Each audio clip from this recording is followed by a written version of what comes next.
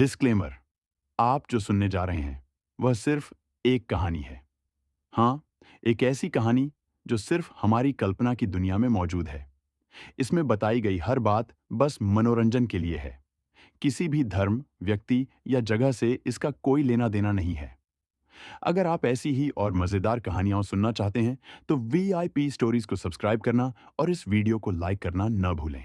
CH-141 जिस्म से जान जुदा हो रही है। अहान ने कुछ सोचते हुए कहा, पता नहीं यार, भाई सा कल भी घर नहीं आए थे, लेकिन हमारी बात वर्चस्व भाई सा से हुई तो उन्होंने बताया कि भाई सा को किसी बिजनेस ट्रिप के लिए जाना पड़ा अचानक से। ये सुनते ही कियारा का चेहरा मायूस हो गया। उसने मायूसी के साथ कहा, तो हुकुम सा और कृति की शादी कैसे होगी अगर हुकुम सा ही नहीं रहेंगे तो? उसका सवाल सुनकर अहान भी उदास हो गया था। आखिर जब अखंड रहता ही नहीं तो अखंड और कृतिका की शादी कैसे होती? वही इस पल मेहंदी आर्टिस्ट ने कृतिका का हाथ अपने हाथ में लेते हुए कहा, जी दूल्हे का नाम क्या है? इसी पल शिविन ने एकदम से कहा, शिविन, और रुद्राक्ष की आवाज निकली, रुद्राक्ष। और दोनों की बात को काटते हुए कृतिका ने बिल्कुल धीरे से कहा, अखंड। मेहंदी आर्टिस्ट एकदम से कभी कृतिका का चेहरा देखती तो कभी रुद्राक्ष का जो स्टेज में ही चल रहा था, और फिर कृतिका को देख आखिरकार उसने एक गहरी सांस ली और फिर कंफ्यूजन से पूछा, मैम क्या नाम बताया आपने? इस पर कृतिका कुछ पल शांत रही, फिर कहा, आप हमारी मेहंदी में दूल्हे का नाम मत लिखिए। कहते हुए उसने मेहंदी आर्टिस्ट को देखा। वो इस पल जानती थी कि मेहंदी आर्टिस्ट के चेहरे के एक्सप्रेशन इस पल उसकी बात सुनकर कैसे होंगे, लेकिन उसने कुछ कहा नहीं, बस मेहंदी लगाने लगी। वही कृतिका ने जब महसूस किया कि मेकअप आर्टिस्ट उससे अब कोई बात नहीं कर रही है तो उसने भी चैन की सांस ली। वही रुद्राक्ष चलता हुआ स्टेज में आया। फिर उसने कृतिका के हाथों में लगती हुई उस मेहंदी को देखा, जिसके साथ ही उसके चेहरे पर एक गहरी मुस्कुराहट आ गई। उसने मेहंदी आर्टिस्ट को देखा, फिर मुस्कुरा कर कृतिका को देखते हुए कहा, कृति की मेहंदी में रंग बहुत गहरा आना चाहिए, मैं नहीं चाहता कृति के हाथ सुने लगे। कृतिका का अचानक से काम गया उसकी आवाज की लर्जिश को महसूस करके। उसने तुरंत रुद्राक्ष से अपना चेहरा दूसरी तरफ फेर लिया। रुद्राक्ष उसे देख मुस्कुराया, फिर वो दूसरी तरफ बढ़ गया। कुछ इसी तरह ये रस्म बिल्कुल सादा तरीके से पूरी हुई। आज की रस्म में वो रस या रौनक नहीं था जो कल हल्दी की रस्म में था, और इस रौनक के ना होने का मतलब कृतिका बहुत अच्छी तरह समझ रही थी। आज अखंड नहीं था। कृतिका को रह रहकर अखंड की कल की बातें याद आ रही थी, और आज का पूरा दिन उसने बस यही सोचने में गुजारा था कि आखिर अखंड ने उससे ये बात क्यों कही, और कहीं तो कहीं सच में वो आज यहाँ मौजूद नहीं हुआ, क्यों? रात के वक्त एक बार फिर से गेट खाली हो चुके थे और इस बीच लिविंग में सभी साथ बैठे थे। कृतिका ने अभी तक अपनी मेहंदी धोई नहीं थी, वो उसी तरह मेहंदी लगाए बैठे हुई थी। उसका चेहरा हल्का मुरझाया हुआ था। वही बात के आगाज में अमिताभ जी ने कुछ सोचते हुए रुद्राक्ष को देख कहा, रुद्र आपकी गर्लफ्रेंड डैनियल, वो कृति की शादी में नहीं आएंगी? अग्रवाल फैमिली जानता था कि डैनियल रुद्राक्ष की गर्लफ्रेंड है, लेकिन वो ये नहीं जानते थे कि वो उसकी बीवी के साथ साथ उसके 3.5 साला बच्चे की मां भी है। वही उनके सवाल पर कृतिका का चेहरा रुद्राक्ष की तरफ हो गया। वो शायद उसके जवाब की मुंतजिर थी। वही रुद्राक्ष उनका सवाल सुन कुछ ठिठका, लेकिन अगले ही पल उसने खुद को काबू में कर मुस्कुराते हुए कहा, नहीं नाना जी, डैनियल इस बार नहीं आ पाएगी क्योंकि उसकी मूवी की शूटिंग ऑनगोइंग है। ये सुन अमिताभ जी ने बस गर्दन हिला दी, तो वही कृतिका उसका चेहरा देख कर रह गई। बहुत ही महारत के साथ झूठ बोलता था ये शख्स, इस बात में कोई झूठ साबित नहीं कर सकता था। कृतिका जानती थी कि डैनियल अभी कोई शूट में नहीं बल्कि वो झूठ कह रहा है, उसे सब कुछ मालूम था। थोड़ी देर तक यूं ही सब साथ में बैठे रहे, फिर कृतिका उठकर अपने कमरे में आ गई। कमरे में आने के बाद उसने पैर की मदद से कमरे का दरवाजा बंद किया और फिर सीधा बिस्तर में हाथ बेड से नीचे लटकाए लेट गई। और इसी पल झमाके के साथ उसके कानों में किसी की आवाज गूंज गई, तुम अपने हाथ में मेरा नाम जरूर लिखवाना। और ये चीज याद आते ही कृतिका तुरंत उठी। उसे याद था उसके ड्रॉवर में चंद मेहंदी के कोन है। जाने जल्दी से ड्रॉवर खोलकर मेहंदी निकाला और सीधा बेड में आकर बैठ गई। अगली सुबह आज की चहल पहल कुछ अलग थी, होती भी क्यों ना। आज कृतिका हमेशा के लिए किसी और की होने वाली थी। आज बारात थी और इस वजह से सुबह से ही लोग काफी बिजी थे और अपने अपने कामों में लगे हुए थे।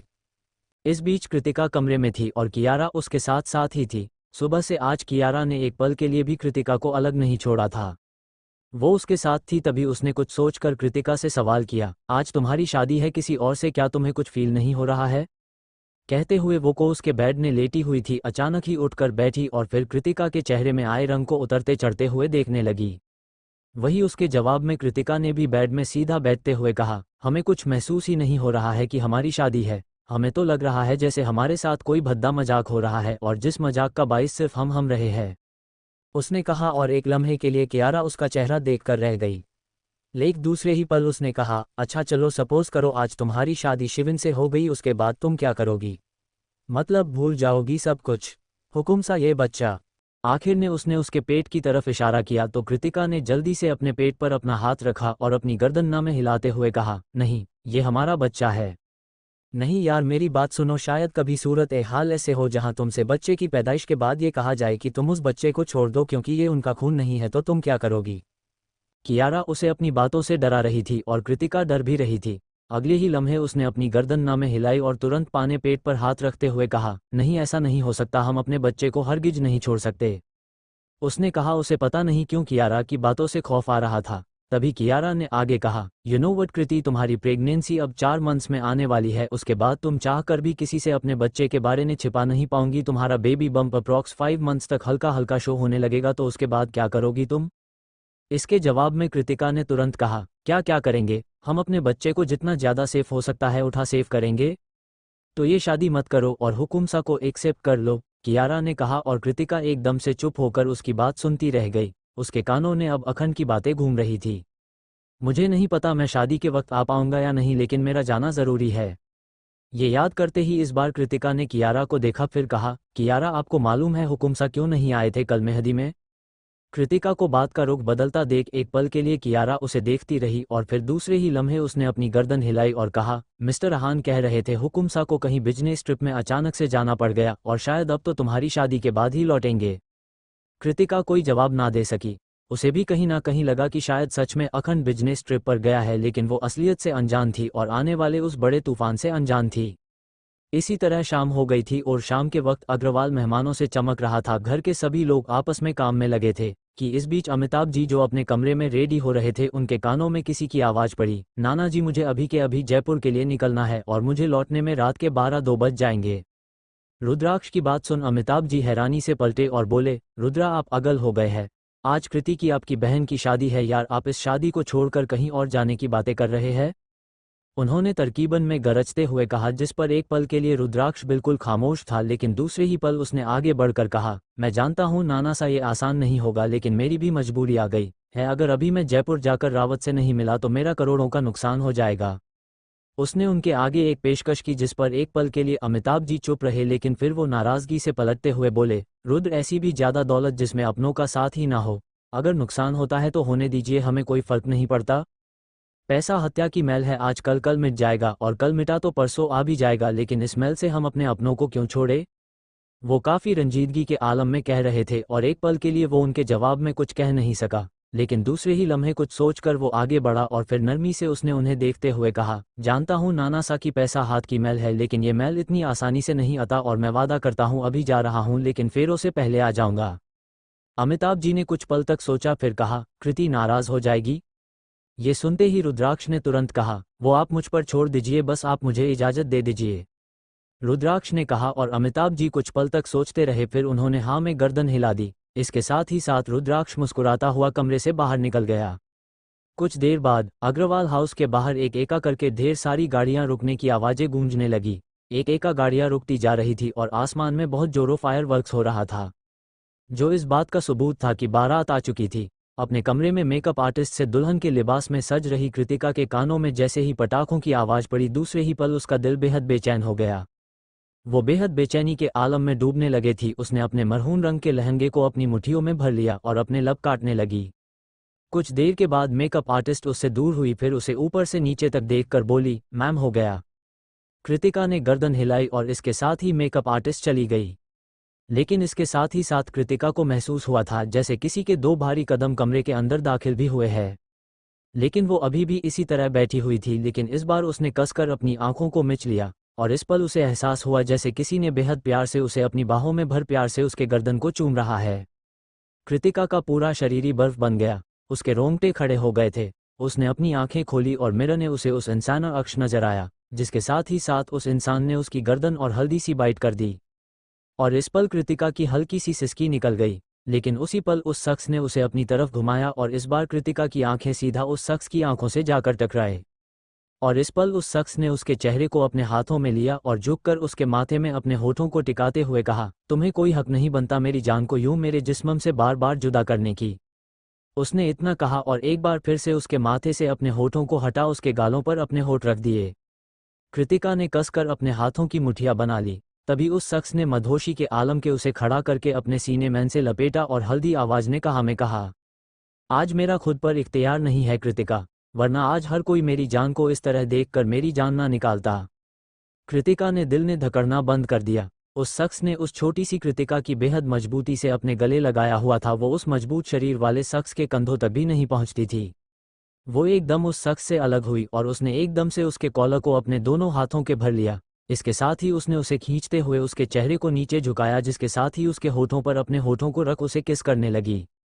वो बिल्कुल साकित हो गया। उसने अपने दोनों हाथ उसकी कमर पर लपेट दिया। वो उसे रिस्पॉन्स नहीं कर रहा था, बस उसे महसूस कर रहा था, उसकी बेताबी को महसूस कर रहा था। कुछ देर बाद वो खुद उससे दूर हुई और उसके सीने में अपने हाथों की छोटी छोटी मुठ्ठियां बनाकर उसके सीने में बरसाने शुरू कर दिए। वो खुद बच्ची और एक बच्चे की माँ बनने वाली थी। छोटी सी उम्र में उसने जो कुछ देखा, सहा और झेला था, वो सिर्फ वो जानती थी। बचपन से लेकर आज तक उसके बाप ने उसके बचपने को छीन लिया, उसके जवानी छीन ली, उसकी मासूमियत का गला घोट दिया। लेकिन आज वो खुद की खुशियों का गला नहीं घोटना चाहती थी। और इस पल उसे लगा जैसे किसी ने रूम का दरवाज़ा नॉक किया है, और इस एहसास के साथ ही वो बिल्कुल शांत हो गई थी। उसने पलकें झपकाई और जब आंखें खोली तो वो शख्स वहां नहीं था। आगे जारी है। CH 142 कृतिक शिविन की शादी। कुछ देर बाद वो खुद उससे दूर हुई और उसके सीने में अपने हाथों की छोटी छोटी मुठ्ठियां बनाकर उसके सीने में बरसाने शुरू कर दिए। वो खुद बच्ची और एक बच्चे की माँ बनने वाली थी। छोटी सी उम्र में उसने जो कुछ देखा, सहा और झेला था, वो सिर्फ वो जानती थी। बचपन से लेकर आज तक उसके बाप ने उसके बचपने को छीन लिया, उसकी जवानी छीन ली, उसकी मासूमियत का गला घोट दिया। लेकिन आज वो खुद की खुशियों का गला नहीं घोटना चाहती थी। और इस पल उसे लगा जैसे किसी ने रूम का दरवाज़ा नॉक किया है, और इस एहसास के साथ ही वो बिल्कुल शांत हो गई थी। उसने पलकें झपकाई और जब आंखें खोली तो वो शख्स वहां नहीं था। वो शख्स उसकी नज़रों के सामने से ओझल हो चुका था। वह शख्स नहीं था, वह सिर्फ और सिर्फ उसका वहम था और एक खालीपन को दूर करने का जरिया जो इस वक्त वह सिर्फ और सिर्फ अपने दिल ही तमन्नाओं में महसूस कर रही थी। वह किसी की मुंजिर थी। उसने बेख्तियार अपने दिल पर हाथ रखा और अपने अंदर एक गहरी सांस खारिज की। कोई भी नहीं था यहाँ, लेकिन कमरे के बाहर से आने वाली आवाज़ थी। शायद कोई उसे पुकार रहा था। उसके कानों में इस पल किसी की आवाज़ गूंज उठी, कृतिका, तुम मुझे सुन रही हो? दरवाज़ा खोलो कृतिका। और इस आवाज़ को कृतिका बेइंतहा अच्छे तरीके से पहचानती थी। यह उसकी आई की आवाज़ थी। दूसरे ही लम्हे कृतिका, जो किसी बर्फ की तरह खड़ी थी, इस वक्त उसके शरीर के रोंगटे खड़े थे।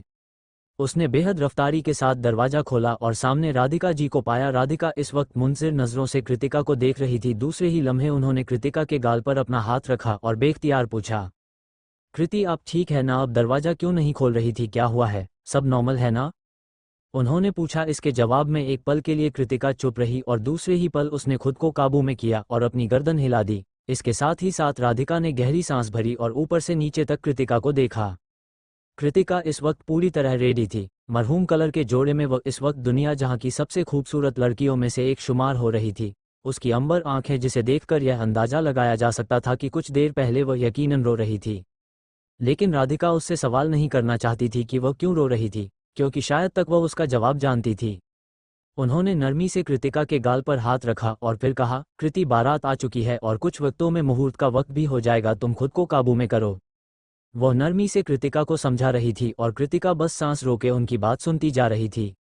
वहीं दूसरी तरफ शिविन इस वक्त दूल्हे गाड़ी से उतरकर बाहर आया था। उसके साथ साथ उसकी पूरी फैमिली, कुछ गेस्ट, दूर के रिश्तेदार भी मौजूद थे। शिविन दरवाजे के पास खड़ा था और सभी बाराती का स्वागत कर रहे थे। राजेंद्र के चेहरे पर भी एक मुस्कुराहट थी। उसे मुस्कुराहट के पीछे क्या था, क्या नहीं, ये कोई जान नहीं सकता था, लेकिन जो भी था वो मुस्कुरा रहा था। खुशी, गम, नफरत, पता नहीं। तभी कियारा ने आगे बढ़कर शिविन के चेहरे पर अपना हाथ रखा और फिर एक्साइटमेंट के साथ कहा, अरे वाह, सबसे पहले मैं अपनी जीजू का चेहरा देखेगी।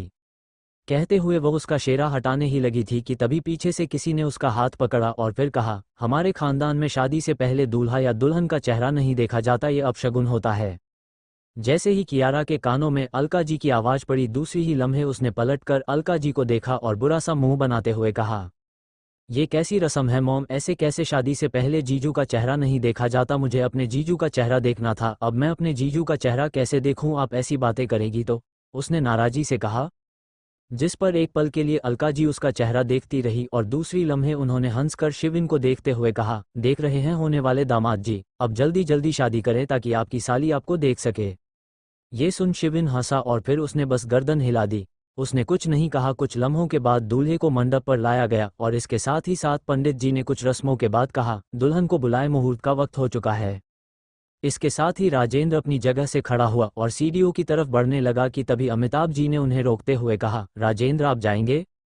उन्होंने सवाल किया, जिसके जवाब में राजेंद्र हौले से मुस्कुराया और फिर उसने जाते हुए धीरे से कहा, मेरी बेटी की शादी है ससुर जी, मैं नहीं जाऊंगा तो कौन जाएगा, वो मेरे जिगर का इकलौता टुकड़ा है। उन्होंने कहा और वह सीढ़ियों से कृतिका के कमरे की तरफ चले गए। एक लम्हे के लिए अमिताभ जी उन्हें जाता हुआ देखते रहे। वह समझने की कोशिश कर रहे थे कि क्या रियलिटी में राजेंद्र वाधवा बदल चुका है या आज भी वो कोई चाल चल रहा है। राजेंद्र ने कमरे का दरवाजा नॉक किया और एहसास हुआ जैसे कमरे का दरवाजा खुला है और इस एहसास के साथ ही साथ वह कमरे के अंदर दाखिल होगा। कमरे के अंदर दाखिल होते ही उनकी नज़र राधिका और कृतिका पर पड़ी, जो साथ में मौजूद। इस पल कृतिका राधिका के गले लगी हुई थी और शायद रो रही थी। राधिका की भी आंखें नम थी कि आज वह एक बार फिर से अपनी बेटी को विदा करने वाली थी और यह उनके लिए काफ़ी ज़्यादा तकलीफ का बायस था। उन्होंने आगे बढ़कर कृतिका को पीछे से गले लगा लिया और इस एहसास के साथ ही साथ झटके से राधिका और कृतिका एक दूसरे से अलग हुई कि इस पर राजेंद्र भी उनसे अलग होते हुए बोले, मेरा बच्चा, तुम्हें रोने की ज़रूरत नहीं है, तुम्हारी ज़िंदगी के बुरे दिन खत्म हुए, अब तुम अपनी ज़िंदगी के अच्छे दिनों में सफ़र करने वाली हो। उन्होंने उसे समझाते हुए कहा और एक लम्हे के लिए कृतिका उनका चेहरा देखती रही और इस पल राजेंद्र ने आगे बढ़कर कृतिका को अपने गले से लगा लिया और यह पल था जो कृतिका को महसूस हुआ कि एकदम से शायद ठहर जाता। कृतिका को बिखत्यार ये वक्त कुछ ऐसा एहसास हुआ, वक्त ठहर जा ज़रा। कृतिका को लगा जैसे ये पल कभी उसकी ज़िंदगी से गायब हो ही ना। वो महसूस कर रही थी कि इस पल वो ज़मीन में है ही।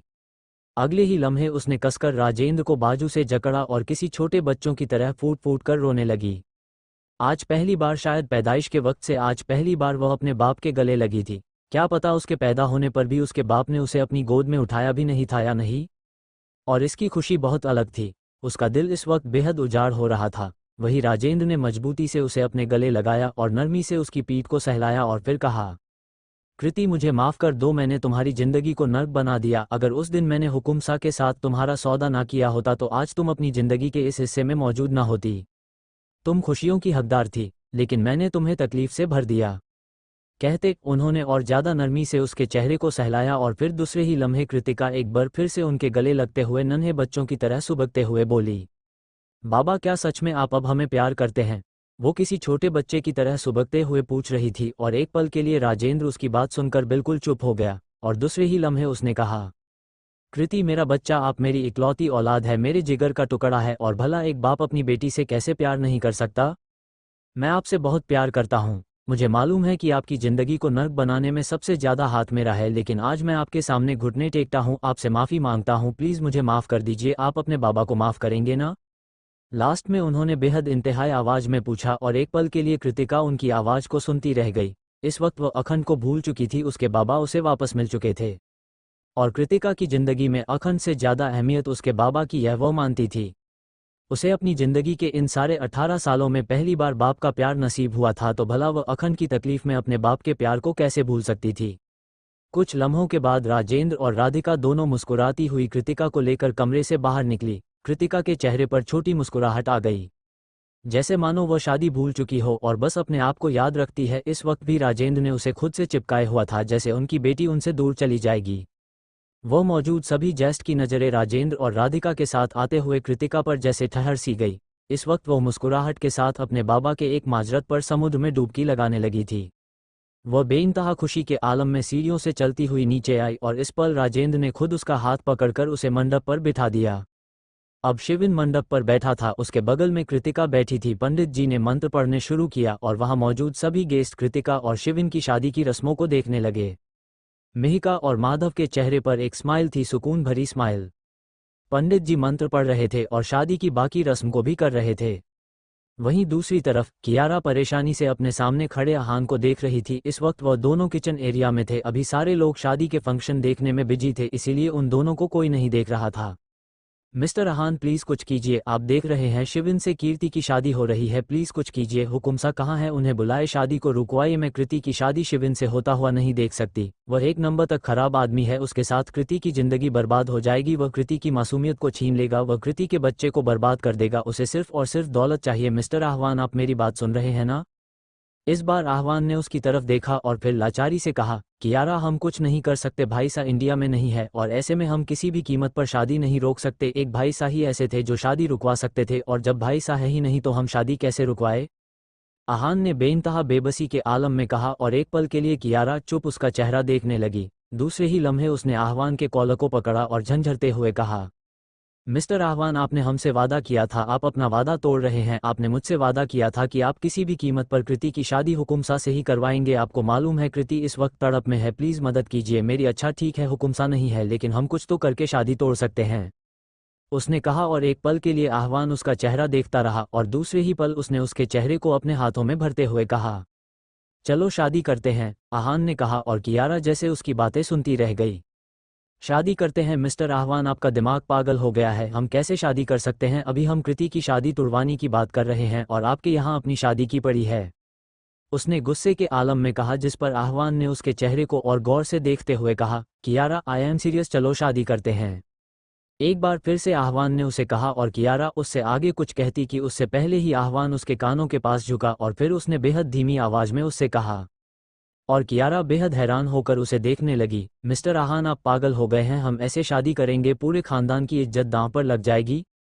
अग्रवाल खानदान और राजपूताना खानदान दोनों आप जानते हैं ना, दोनों खानदान की इज्जत कितनी मायने रखती है, कियारा ने कहा और दूसरे ही पल आह्वान ने उसके लबों पर अपनी उंगली रखी और फिर कहा, शुश अगर भाभी सा भाई सा को हमें अलग नहीं होने देना है तो फिलहाल के लिए यही करना होगा, हमें कुछ देर के लिए उनकी शादी टालनी होगी और इसके लिए हमें ये करना होगा, मैं अभी वर्चस्व भाई सा से बात करता हूँ, उसने कहा और उसने तुरंत अपना फ़ोन निकाला और वर्चस्व का नंबर डायल करने लगा। शादी की रस्में हो रही थी, पंडित जी ने कहा, वर्णमाला के लिए वर और वधू खड़े हो, और इसके साथ ही साथ वरमाला के लिए कृतिका और शिविन साथ में खड़े हो गए। कृतिका के हाथ में वरमाला था, शिविन के हाथ में भी। पंडित जी ने एक दूसरे को पहनने को कहा। एक पल के लिए दूल्हे को देखकर कृतिका कांप उठी, दूसरी ही पल उसे अपने गले पर वरमाला महसूस हुई। वरमाला शिविन ने जैसी ही उसे पहनाया उसी पल उसे राजेंद्र ने पीछे से थामा और फिर कहा, कृति वरमाला पहनाइए। कृतिका ने कुछ झेपते हुए राजेंद्र को देखा और फिर अपनी नजरें चुराते हुए शिविन को वरमाला पहना दिया। इसके साथ ही साथ पंडित जी ने वापस से उन्हें मंडप पर बैठने को कहा और फिर बाकी के रस्में करने लगे। उन्होंने इस बार फिर से कहा, अब वर और वधू फेरों के लिए खड़े हो जाएंगे। कृतिका के चेहरे का रंग उड़ गया और अब उसे देखने लगे। आगे जारी है। CH 143 आहान और कियारा की शादी। इसके साथ ही साथ वरमाला के लिए कृतिका और शिविन साथ में खड़े हो गए। कृतिका के हाथ में वरमाला था और शिविन के हाथ में भी। पंडित जी ने एक दूसरे को वरमाला पहनाने को कहा और एक पल के लिए दूल्हे को देखकर कृतिका कांप उठी, दूसरी ही पल उसे अपने गले पर वरमाला महसूस हुई। वरमाला शिविन ने जैसी ही उसे पहनाया उसी पल उसे राजेंद्र ने पीछे से थामा और फिर कहा, कृति वरमाला पहनाइए। कृतिका ने कुछ झेपते हुए राजेंद्र को देखा और फिर अपनी नजरें चुराते हुए शिविन को वरमाला पहना दिया। इसके साथ ही साथ पंडित जी ने वापस से उन्हें मंडप पर बैठने को कहा और फिर बाकी के रस्में करने लगे। और इस पल पंडित जी की आवाज सभी के कानों में सुनाई दी, अब कन्या का कन्यादान कन्या के पिता करेंगे। इस आवाज को सुनते ही राजेंद्र जो अपनी जगह पर खड़े थे, दूसरे ही लम्हे कन्यादान करने के लिए वह आगे बढ़ गए। कृतिका का दिल एक बार फिर से उसके मुंह को आ गया। राजेंद्र उसका कन्यादान कर रहा था। उसके पहले शादी ऐसी नहीं थी, पहली शादी में तो दूल्हा ही मौजूद नहीं था, तो उसका कन्यादान कहाँ से होता। कृतिका की आंखें घूंघट के अंदर से ही भीग गई और राजेंद्र ने उसका कन्यादान किया। कन्यादान के साथ ही साथ पंडित जी ने एक बार फिर से कहा, अब वर और वधू फेरों के लिए खड़े हो जाएंगे।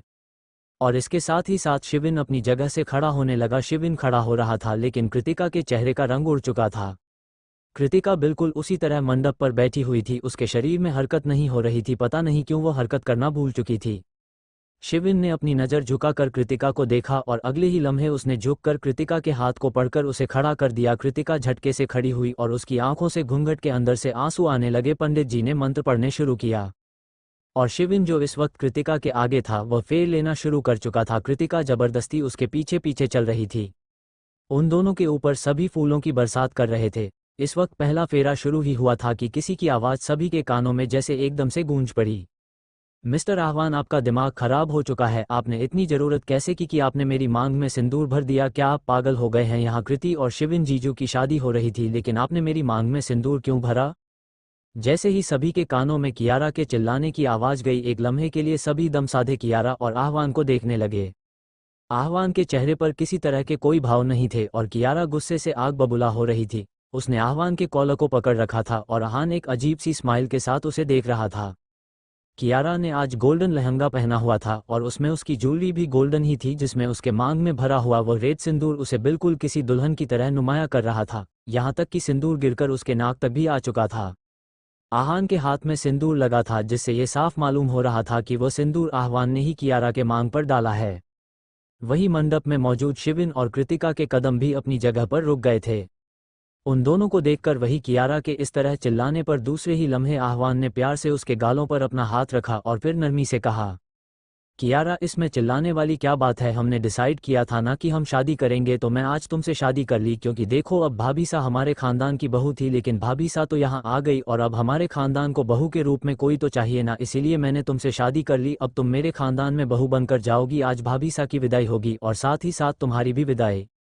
उसने अपनी बात अधूरी छोड़ी और इस पर कियारा ने कसकर उसके कॉलर को पकड़ा और झंझोड़ते हुए चिल्लाकर कहा, मिस्टर आहवान, आप पागल हो चुके हैं। आपका दिमाग खराब हो चुका है। आपको मालूम भी है अभी आपने क्या किया है? इस तरह शादियां नहीं होती है, जिस तरह आपने अभी अभी मेरी मांग में सिंदूर भरा है। वो चिल्लाते हुए कांपने लगी थी। आहान एक पल के लिए सर्द पड़ गया। वह उसे कंपता हुआ देख सकता था। यह कोई एक्टिंग का हिस्सा नहीं था, बल्कि कियारा सच में कांप रही थी, बुरी तरह कांप रही थी, और आहान के चेहरे का रंग सफ़ेद पड़ चुका था। उसने आगे बढ़कर झटके से कियारा को बाजू से थामा और फिर अपने तरफ घूमते हुए कहा, कियारा, ओके, क्या हुआ है तुम्हें? तुम इस तरह काम क्यों रही हो? उसने कहा और एक लम्हे के लिए कियारा उसे देखती रही। दूसरी ही पल उसने अपनी आई विंक कर दी। आहान समझ गया और इस पल उसने झटके से कियारा को छोड़ा और फिर चिल्लाते हुए कहा, व्हाट रबिश कियारा, मुझे फर्क नहीं पड़ता है। मैंने तुमसे पहले भी यह बात कही थी ना, लेकिन तुम मेरी बात सुनने को तैयार नहीं थी, इसीलिए मजबूरन मुझे ये कदम उठाना पड़ा। कियारा ने उसकी बात को बीच में कटा। मिस्टर आहवान, मैंने आपसे कहा था कि कृति की शादी शिविन जीजू से हो जाने दे, उसके बाद मैं खुद नाना सा से बात करूंगी, लेकिन आपने मेरी एक नहीं सुनी। कियारा ने फिर से कहा और आहान एक लम्हे के लिए चुप रहा। वह डायलॉग ढूंढ रहा था और अगले ही लम्हे उसे समझ आ गया था कि उसे आगे क्या कहना है। उसने आगे बढ़कर कियारा के हाथ को मजबूती से पकड़ा और फिर कहा, हाँ तो चलो ना, ठीक है, हम जो बाद में शादी करते हैं वह अभी कर लिया। अब तुम मेरे साथ मेरे पैलेस चलोगी? ओके, तुम्हें तो मालूम ही मैं हम एक दूसरे से कितना टूटकर प्यार करते हैं। कहते हुए उसने अपने पॉकेट से एक मंगलसूत्र निकाला और सीधा कियारा के गले में पहनाने लगा। जैसे ही बाकी के मेहमान ने ये चीज़ देखी, एकदम से उन्होंने अपने मुंह पर हाथ रख लिया। मीडिया वाले शादी में मौजूद थे, जो इस सीन को बहुत ही अच्छी तरह से कैप्चर करके अभी लाइव टेलीकास्ट में मीडिया के सामने दिखा रहे थे। और अमिताभ जी गुस्से से चिल्ला पड़े, कियारा, आहवान, क्या चल रहा है यहाँ पर और क्या कर रहे हैं आप दोनों? शादी कोई मजाक है? वो गुस्से के आलम में चिल्लाए और एक लम्हे के लिए उनके गुस्से को सुनकर कियारा की सांस रुक गई। उसने बेइंतहा सांस लेने की कोशिश की और इस पर आहवान ने जल्दी से मंगलसूत्र का हुक उसके गले में बांध दिया। मंगलसूत्र उसके गले में बंध चुका था। कियारा अब रियलिटी में आहान की पत्नी बन चुकी थी। जैसे ही आहान ने मंगलसूत्र बांधा, दूसरी ही पल पीछे से किसी ने उसकी कॉलर को पकड़कर खींचा और एक जोरदार तमाचे की आवाज उसे पूरे लिविंग में गूंज गई।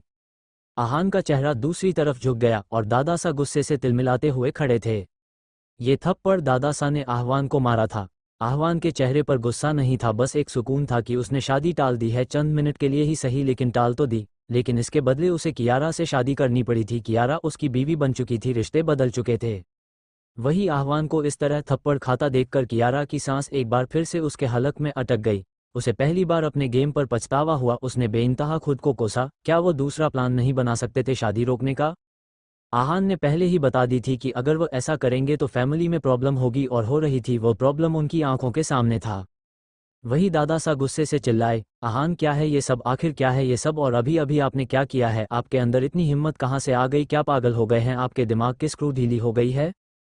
उन्होंने चिल्लाते हुए कहा। आहान का चेहरा अभी भी झुका हुआ था। वह उनसे नजरें नहीं मिल पा रहा था। उसे मालूम था कि गलती पूरी उसकी है और इसमें वह सफाई भी नहीं दे सकता। वही दादासा ने उसके मुंह से कोई जवाब नहीं सुना तो दूसरे ही लम्हे उनका दिल चाहा कि वह एक और थप्पड़ उसके गाल पर लगा दे, लेकिन वह थप्पड़ उसके गाल पर लगा पाए कि उससे पहले ही कियारा चिल्ला पड़ी, दादासा, क्या कर रहे हैं आप? आप मिस्टर आहवान को थप्पड़ क्यों मार रहे हैं? प्लीज रुक जाइए। उसने खौफ से कहा। अगले ही लम्हे दादासा कियारा को देखा। कियारा ने आगे कुछ कहना चाहा लेकिन इस बार अमिताभ जी बीच में चिल्लाए। कियारा, आप चुप रहिए, आपके बीच में बोलने की कोई जरूरत नहीं है। पहले ही आप दोनों ने मिलकर दोनों खानदान की इज्जत को मिट्टी में मिला दिया है। माहौल बदल चुका था, बल्कि पूरा माहौल बदल चुका था। सभी का ध्यान शिविन और कृतिका की शादी से हटकर आहान और कियारा पर था। कियारा चुप हो गई थी और दादासा आहान से लगातार सवाल करते जा रहे थे। आखिर में जब उनके कानों ने आह्वान के किसी जवाब को नहीं सुना तब उन्होंने इस बार हल्के नरम लेकिन एक एक शब्द को चबा चबा कर कहा, आह्वान, हम आपसे कुछ बात कर रहे हैं, क्या आपको हमारी आवाज़ सुनाई दे रही है? हम आपसे सवाल पूछ रहे हैं। उन्होंने उससे कहा। आह्वान ने हल्के से अपनी गर्दन उठाई और फिर उन्हें देखकर बिल्कुल धीमी आवाज में कहा, दादा सा, मुझे डर था कहीं मैं आपको ये चीज़ बताऊं और आप इनकार ना कर दे, इसीलिए मैंने ये कदम उठाया। मुझे गलत मत समझिए, मैं बस कियारा से प्यार करता हूं और कियारा भी मुझसे प्यार करती है।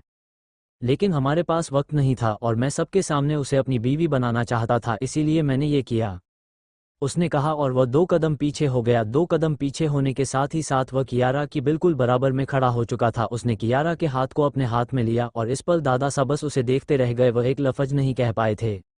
वही दादी सा के दिमाग में झटके में अहिरा का ख्याल आया था। अहिरा का ख्याल आते ही वो अंदर तक कांप उठी थी। उन्हें समझ नहीं आ रहा था कि वह अहिरा को क्या जवाब देंगे। उन्होंने अहिरा से प्रॉमिस की थी कि वह आहान की शादी उससे करवाएंगे, लेकिन आह्वान ने यहाँ। दादी सा ने अपना सर पकड़ लिया। तभी पंडित जी, जो ये सारा तमाशा देख रहे थे, उन्होंने हल्के आवाज में कहा, शादी का मुहूर्त निकाला जा रहा है, वह और वधू अपनी शादी पूरी करें। जैसी पंडित जी ने ये कहा, अचानक से शादी का ख्याल सबके दिमाग में आया और इसी लम्हे कृतिका, जो बिल्कुल किसी बेजान की तरह ये सारी चीज देख रही थी, उसके जिस्म में जैसे जान आ गई थी। उसने गहरी गहरी सांस लेने की कोशिश की और इसी पल अमिताभ जी की आवाज पंडित जी के कानों में पड़ी। पंडित जी, मंत्र शुरू कीजिए, शादी तो किसी कीमत पर नहीं रुकेगी, उन्होंने कहा। और पंडित जी ने मंत्र शुरू कर दिए। एक बार फिर से शादी के रस्में शुरू हो चुकी थी। शिविन अब फिर से आगे आगे बढ़ रहा था और कृतिका को मजबूरन अपने भारी भारी कदमों को आगे बढ़ना पड़ रहा था। उसका दिल इस वक्त बिल्कुल बेजार हो चुका था। वह बिल्कुल सांस रोक के अपने कदम बढ़ा रही थी और उसकी आंखों से अभी भी आंसुओं की बरसात हो रही थी। वही शादी के फेर चल रहे थे और इस बीच आहान ने कियारा का हाथ नहीं छोड़ा था। कियारा ने हल्के से आह्वान को देखा और बिल्कुल हल्की आवाज में कहा, मिस्टर आह्वान, क्या सच में हमारी शादी हो गई? क्या सच में आज से हम साथ रहेंगे? कहते हुए उसने हल्का सा अपने बाल को खुजाया, जिस पर आह्वान ने गर्दन झुकाकर उसे देखा और फिर हाँ में गर्दन हिला दी। कियारा ने दूसरे ही लम्हे खुशी से उसके हाथ को और ज्यादा मजबूती से पकड़ लिया और इस पल आह्वान ने अपना फोन निकला और फिर किसी को मैसेज किया, कितनी देर और लगेंगे? फिर शुरू हो चुके हैं, उसने मैसेज किया। और दूसरी लम्हे मैसेज के जवाब में उसे कुछ फ्लैश होता हुआ दिखा। एक लम्हे के लिए आहान उसे देखता रहा और फिर उसने खुद में ही गहरी सांस ली। भाई साहब, आपको तो आना ही पड़ेगा, चाहे आप किसी भी तरह पहुंचे, आपको तो पहुंचना ही है।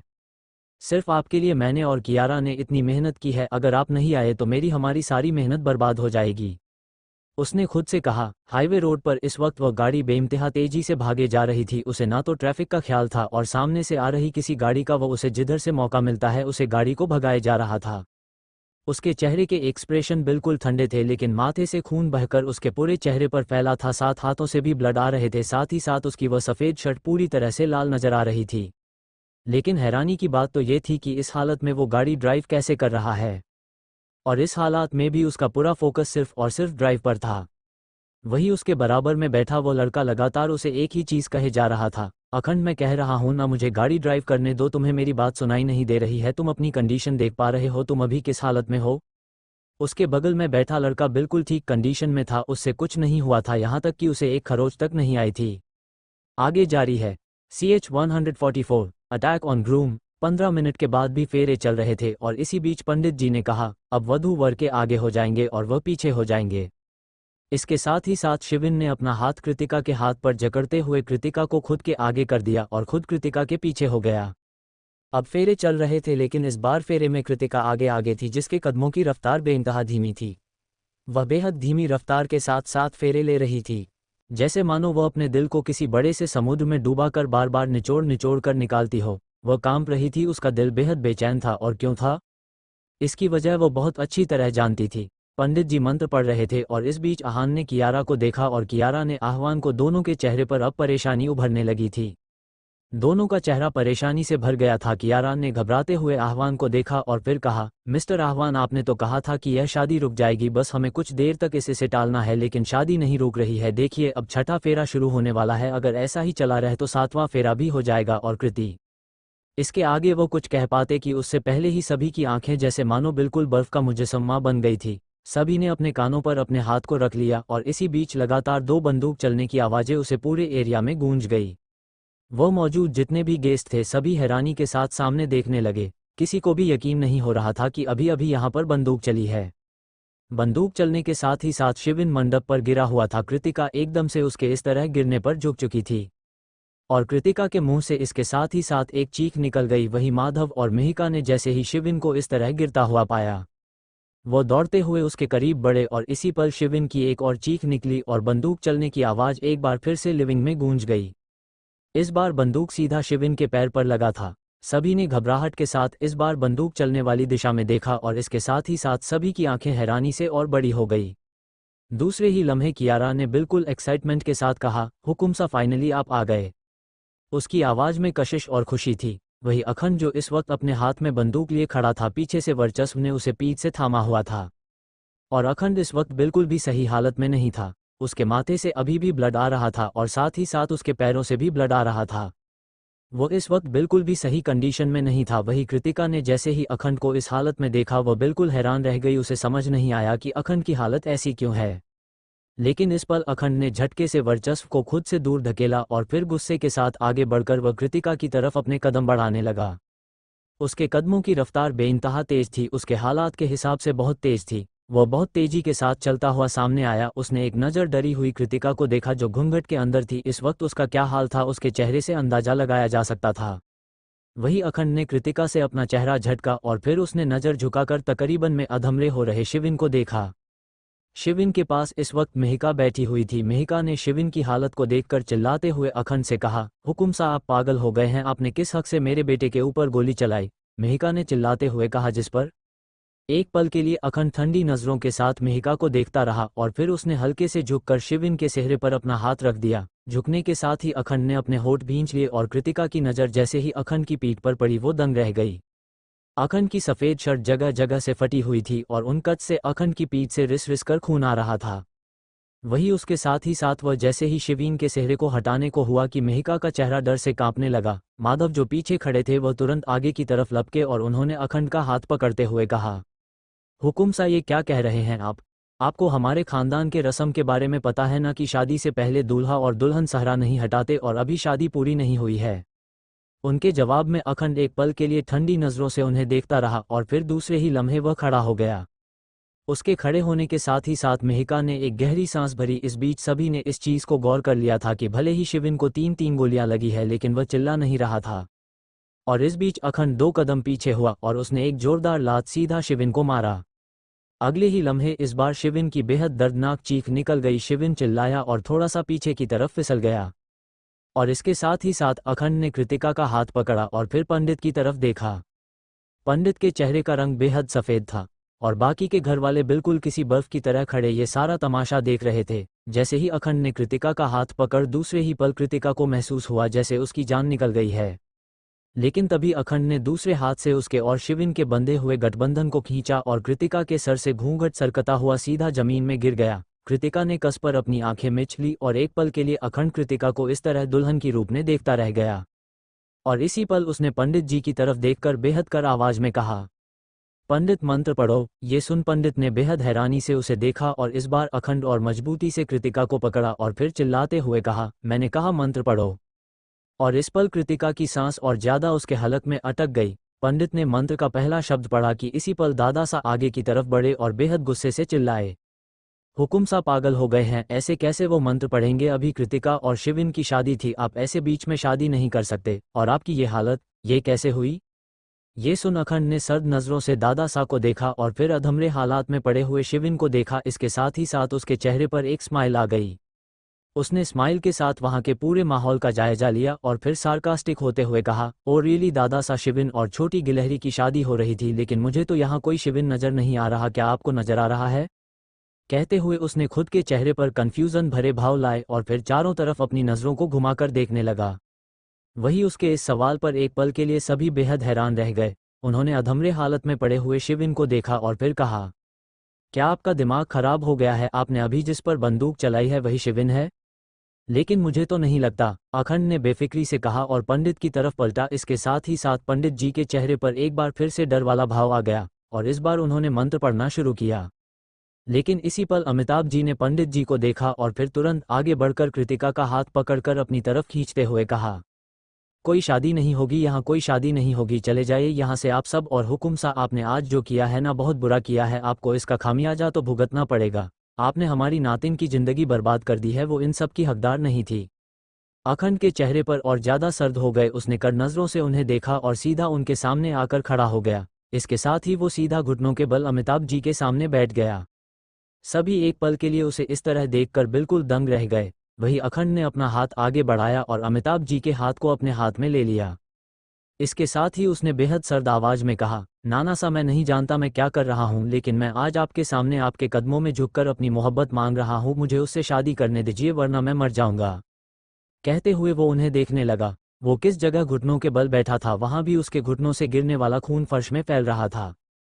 वही उसके इस तरह कहने पर एक पल के लिए अमिताभ जी उसे देखते रहे और दूसरे ही पल उन्होंने अपनी नज़रें उससे नाराजगी से फेर ली।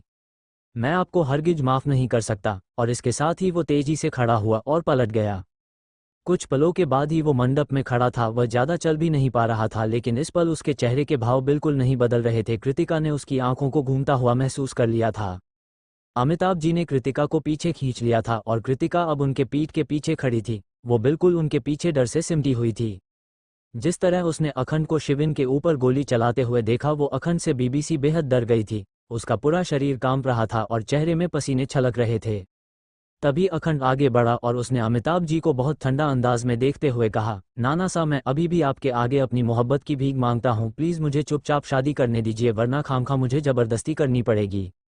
कहते हुए उसने अपना हाथ बढ़ाया और कृतिका के हाथ को पकड़ना चाहा, लेकिन दूसरे ही लम्हे अमिताभ जी ने कृतिका को अपने पीछे छिपा लिया और फिर चिल्लाते हुए कहा, क्या भूल गए हैं आप? एक बार इन्हें तलाक दे चुके हैं और आप दोबारा शादी करने आए हैं। क्या आपके अंदर शर्म नाम की चीज़ नहीं है? आखिर किस मिट्टी के बने हैं आप जो हर दूसरे दिन यहाँ टपक जाते हैं?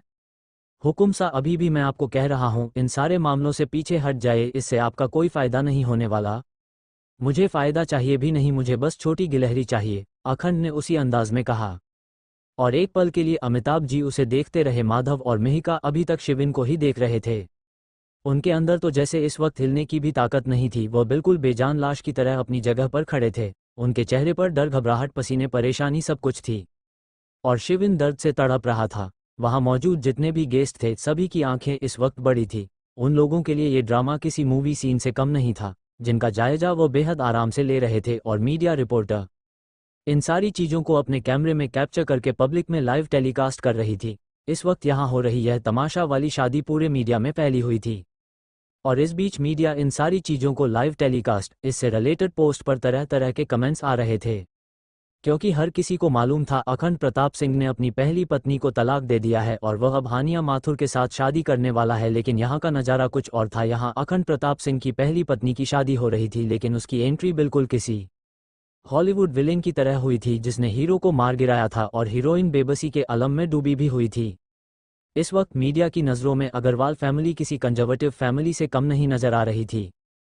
तभी शिविन ने हल्के हल्के खड़े होने की कोशिश करते हुए बेहद मरी हुई आवाज में कहा, मिस्टर अग्रवाल, ये शादी नहीं टूटेगी। छठा फेरा हो चुका है, बस एक फेरा बाकी है जिसे मैं लेकर रहूंगा। उसने मरी हुई आवाज में कहा और उठने की कोशिश करने लगा। इस वक्त उसकी आवाज में दर्द, तड़प सारी चीज थी और उसकी आवाज से यह कोई पहचान नहीं सकता था कि वह असलियत में शिविन है या कोई और। वही कहते हुए उठने की कोशिश करने लगा कि इस पल अखंड ने दूसरे हाथ में पड़ा हुआ बंदूक पीछे किया और सीधा फायरिंग कर दिया। शिविन एक बार फिर से चिल्लाते हुए जमीन पर गिर गया और इस बार उसकी आंखें और धुंधली होने लगी थी। जैसी अखंड को चौथा गोली चलाते हुए सभी ने देखा, सभी और ज्यादा हैरान रह गया और कृतिका, उसकी आंखों से इस बार बेइंतहा आंसू आने लगे थे। उसने कसकर अपने हाथों से अपने लहंगे को पकड़ लिया और इस बीच में ही मिहिका कुछ सोचकर जोर से चिल्लाई, माधव, शिविन को अस्पताल लेकर चलिए। वह घबराते हुए चिल्लाई और उन्होंने बैठकर शिविन के सर को अपनी गोद में रख लिया और लगातार उसके गालों को चेहरे के अंदर से ही सहलाने लगी। वही माधव ने जैसे ही यह सुना वो तुरंत आगे बढ़े और उन्होंने आसपास मौजूद बारातियों को देखते हुए कहा, प्लीज़ हमारी मदद करें, इन्हें गाड़ी तक ले जाने में। उन्होंने कहा और कुछ लोग आगे बढ़ने लगे, लेकिन उसी पल अखंड ने अपनी बंदूक उन्हें दिखाई और सर्द आवाज में कहा, कोई यहाँ से कहीं नहीं जाएगा, और जो जाएगा भी तो वो हमेशा के सिर्फ भगवान के पास जाएगा। सभी ये सुनते ही दंग रह गए और उनके कदम अपनी जगह पर रुक गए। CH-145 अखंड ने चलाई खुद पर गोली। मिहिका कुछ सोचकर जोर से चिल्लाई, माधव शिविन को अस्पताल लेकर चलिए। वह घबराते हुए चिल्लाई और उन्होंने बैठकर शिविन के सर को अपनी गोद में रख लिया और लगातार उसके गालों को चेहरे के अंदर से ही सहलाने लगी। वही माधव ने जैसे ही यह सुना वो तुरंत आगे बढ़े और उन्होंने आसपास मौजूद बारातियों को देखते हुए कहा, प्लीज़ हमारी मदद करें इन्हें गाड़ी तक ले जाने में। उन्होंने कहा और कुछ लोग आगे बढ़ने लगे, लेकिन उसी पल अखंड ने अपनी बंदूक उन्हें दिखाई और सर्द आवाज में कहा, कोई यहाँ से कहीं नहीं जाएगा, और जो जाएगा भी तो वो हमेशा के सिर्फ भगवान के पास जाएगा। सभी ये सुनते ही दंग रह गए और उनके कदम अपनी जगह पर रुक गए। सभी दंग होकर अखंड का चेहरा देखने लगे थे और अखंड के चेहरे पर इस पल भी कोई भाव नहीं था। लेकिन तभी मिहिका ने डरते हुए कहा, लेकिन हुकुम सा आप उनकी हालत देख रहे हैं, अगर इन्हें अस्पताल नहीं लेकर जाया गया तो यह मर जाएंगे, उनकी हालत बहुत नाजुक है। उसने कहा, लेकिन अखंड ने एक बार फिर से अपना जवाब दोहराया, मुझे कोई फर्क नहीं पड़ता। वहीं दूसरी तरफ इस वक्त राणा गाड़ी ड्राइव कर रहा था और उसके चेहरे पर हल्की हल्की परेशानी थी। गाड़ी ड्राइव करते हुए वो कुछ सोच रहा था कि तभी उसका फ़ोन बजा और उसने फ़ोन की स्क्रीन पर फ्लैश हो रहे हैं नाम को देखा। नाम पर डॉक्टर वंदना का नंबर फ्लैश हो रहा था। उसने कॉल अटेंड की तो कॉल की दूसरी तरफ से वंदना की आवाज़ उसके कानों में पड़ी, मिस्टर राणा, क्या आप मुझे हॉस्पिटल से पिक कर सकते हैं? वह मेरी गाड़ी ख़राब हो गई है और इस वक्त मुझे कोई कैब भी नहीं मिल रही, प्लीज़ मेरी हेल्प कर दीजिए। ये सुन एक पल के लिए राणा चुप रहा और फिर उसने कुछ सोचकर जवाब दिया, ठीक है मैं आता हूँ, तुम वहीं मेरा इंतजार करो। इसके जवाब में वंदना ने तुरंत कहा, thank you so much mister Rana. वो दरअसल मैं मैकेनिक को कांटेक्ट किया था, लेकिन मैकेनिक इतनी रात को यहाँ आने के लिए राजी नहीं हो रहा है, इसलिए मुझे आपकी मदद लेनी पड़ रही। ये सुन राणा मुस्कुरा दिया। उसने मुस्कुरा कर कहा, इट्स ऑल राइट। और वंदना ने मुस्कुराते हुए कॉल काट दी। राणा की गाड़ी इस वक्त सिटी हॉस्पिटल से ज़्यादा दूरी पर नहीं थी, वह आसपास ही था और अगले 5 मिनट के बाद ही वह हॉस्पिटल के बाहर खड़ा था और वंदना उसके सामने थी। उसने गाड़ी से बाहर निकलकर वंदना के लिए खुद पैसेंजर सीट का दरवाज़ा खोला तो वंदना गाड़ी में बैठ गई। वंदना के गाड़ी में बैठने के साथ ही साथ राणा भी ड्राइविंग सीट पर बैठा और उसने गाड़ी स्टार्ट कर दी। गाड़ी स्टार्ट करने के साथ ही गाड़ी और राजस्थान की सड़कों पर थी। वंदना ने एक नज़र घूमकर राणा को देखा और फिर उसने अपनी नज़रें गाड़ी के विंडो से बाहर फेर दी। तभी राणा की आवाज़ उसके कानों में पड़ी, वैसे तुम इतनी रात में हॉस्पिटल में थी, तुम्हारा शिफ्ट तो 6 बजे खत्म हो जाता है ना? उसके जवाब में वंदना हल्का सा उसकी तरफ पलटी और फिर बोली, हाँ वो एक्चुअली मुझे ऑपरेशन करना था इसीलिए। राणा ने गर्दन हिला दी और फिर वह सामने की तरफ देखते हुए बिना किसी भाव के गाड़ी ड्राइव करने लगा और एक पल के लिए वंदना उसके चेहरे को देखती रही और फिर उसने कुछ सोच कर कहा, वैसे मिस्टर राणा, जब से मैंने आपको हुकुम सा के साथ काम करते हुए देखा है तब से मैं यही पाया है कि आपको सिर्फ सब राणा कहकर ही पुकारते हैं, आपका पूरा नाम क्या है? ये सुनकर राणा ने पलटकर वंदना को देखा और फिर उसने मुस्कुराते हुए जवाब दिया, रुस्तम राणा। क्या तुम्हें आज तक मेरा नाम नहीं मालूम था? वंदना ने ना में गर्दन हिला दी तो राणा एक पल के लिए कहकहा लगाकर हंसा और फिर उसने मजाकिया लहजे में कहा, वेरी फनी, मुझे तो लगा था कि मेरा नाम तुम्हें मालूम होगा, लेकिन आज मुझे तुमने एक शौक दे दिया। और उसके बाद सुनकर वंदना काफ़ी हद तक शर्म के आलम में डूब गई थी। उसे समझ आ चुका था कि राणा को अखंड के साथ काम करते हुए बहुत साल हो चुके थे। अखंड जब लंदन में था तब राणा उसके साथ लंदन में था, लेकिन जब अखंड इंडिया आया तब राणा उसके साथ इंडिया आ गया। और वंदना भी राणा को बहुत सालों से जानती थी, तकरीबन तब से जब से राणा अखंड के साथ काम करता था, लेकिन आज तक उसने कभी राणा की असली नाम को जानने की कोशिश नहीं की थी। और जब आज उसे उसका असली नाम पता चला तो उसे काफ़ी शर्मिंदगी महसूस हो रही थी कि वह कैसी थी। कुछ देर के बाद ही राणा की गाड़ी उसके अपार्टमेंट के बाहर रुकी और फिर उसने गाड़ी से बाहर निकलकर उसकी तरफ का डोर ओपन करते हुए मुस्कुराकर कहा, तो मोहतरमा, आपका घर आ गया। वंदना शर्म से गाड़ी से बाहर निकली और फिर अपनी गर्दन झुकाकर जाते हुए बोली, थैंक यू। वह जा रही थी, उसने अपने कदम बढ़ा दिए थे। राणा अपने ड्राइविंग सीट पर बैठा। एक लम्हा उसने उसे जाता हुआ देखा और फिर हल्की आवाज़ में उसे कहा, वैसे तुम्हारा मेरा नाम पूछना मुझे अच्छा लगा, तुम बहुत प्यारी हो। वो एक टक अमिताभ जी को देख रहा था। उसने एक गहरी सांस भरी और अपने कदमों को धीरे धीरे से अमिताभ जी की तरफ बढ़ाया। इसके साथ ही साथ उसने एक बार फिर से बिल्कुल सर्द आवाज में कहा, नाना सा, मैं आपको क्या कह रहा हूँ, आपको सुनाई दे रही है मेरी बात? मैं आपसे कह रहा हूँ कि मुझे छोटी गिलहरी से शादी करने दे। उसने बेहद सर्द आवाज में कहा और इस पर अमिताभ जी कोई जवाब देते कि उससे पहले ही राजेंद्र गुस्से के साथ आगे बढ़ा और फिर उसने झटके से अखंड के सीने पर हाथ रखकर उसे अमिताभ जी से दूर धकेलते हुए कहा, हुकुम सा, अब चीजें खत्म हो चुकी है, आपका बदला खत्म हो चुका है और अब मेरी बेटी की शादी आपसे कभी नहीं होगी, उन्होंने चिल्लाते हुए कहा। और एक पल के लिए अखंड ने अपने होंठ बुरी तरह भिंच लिए। इस पल उसके मुंह से हल्की सी सिसकी निकल गई थी। कृतिका ने बेइंतहा तड़पकर उसके मुंह से निकलने वाले सिसकी को देखा और दूसरे ही पल उसके जुबान से एकदम से निकल गया, हुकुम सा, आप ठीक है ना, उसने बेहद घबराहट के आलम में कहा। और एक पल के लिए अखंड अपनी होठों से निकलने वाली उस उसकी को भूलकर कृतिका को देखने लगा। कृतिका ने जल्दी से अपने होंठ भींच लिए और किसी पल अखंड के चेहरे पर एक गहरी मुस्कुराहट आ गई। उसने उस मुस्कुराहट के साथ राजेंद्र को देखा और फिर मुस्कुराते हुए आगे बढ़ते हुए कहा, देखा ससुर जी, आपकी बेटी मुझसे कितना प्यार करती है और आप उसे मुझसे अलग करने की बातें कर रहे हैं, उसने संजीदा तरीके से उसके चेहरे को देखकर कहा। और एक पल के लिए राजेंद्र भी उसकी बात सुनकर चुप हो गया था। तभी वो कदम कदम चलकर आगे बढ़ने लगा, लेकिन फिर से इस बार राजेंद्र ने कहा, हुकुम सा, आप आगे नहीं बढ़ेंगे। और यह कहकर वह किसी ढाल की तरह कृतिका के सामने खड़े हो गए थे। अखंड ने एक ठंडी नजरों से उन्हें घूरा और दूसरे ही पल उसने अपनी आंखों को कसकर बंद किया। आंखें बंद करने के साथ ही साथ उसकी आंखों के सामने कुछ नज़ारे घूम गए थे और दूसरे ही लम्हे उसने अपनी आंखें खोली, फिर राजेंद्र को देखा और एक सार्कास्टिक स्माइल के साथ अपनी बंदूक सीधा अपने माथे पर रख दिया। राजेंद्र बिल्कुल हैरान रह गया और कृतिका की आंखें भी तकरीबन में बाहर आने को थी। वही वर्चस्व जिसने जैसे ही यह चीज देखा, उसने दूसरे ही पल सभी गेस्ट को देखा और फिर अपने हाथ को आपस में जोड़ते हुए तेज आवाज में कहा, तमाशा खत्म हो चुका है, आप सब यहाँ से जा सकते हैं। कहते हुए उसने आहान को कुछ इशारा किया और आहान ने अगले ही लम्हे अपनी गर्दन हिलाई और दूसरे ही पल कियारा का हाथ छोड़कर वह आगे आया और एक एक करके सभी गेस्ट को बाहर जाने को कहने लगा। और धीरे धीरे करके गेस्ट ना चाहते हुए भी वहां से खाली हो रहे थे। आहान मीडिया रिपोर्टर्स को भी बाहर निकाल रहा था क्योंकि वह सारी चीजों को और तमाशा नहीं बनने दे सकता था। तकरीबन 5 मिनट ही गुजरे होंगे कि सारे गेस्ट बिल्कुल खाली हो गए थे और गेस्ट खाली होने के साथ ही साथ अमिताभ जी के चिल्लाने की आवाज सभी के कानों में गूंज गई। हुकुम सा, आखिर करना क्या चाहते हैं आप ऐसे अपने माथे पर बंदूक रखकर साबित क्या करना चाहते हैं कि आप अपने आप को जान से मार देंगे? तो ठीक है, आज आप अपने ऊपर बंदूक चला ही दीजिए, सारा किस्सा ही खत्म हो जाएगा, उन्होंने बिल्कुल झुंझलाते हुए कहा। अखंड ने तिरछी मुस्कुराहट के साथ उन्हें देखा और फिर उनके पीछे खड़ी कृतिका को देखा जिसके चेहरे पर डर था।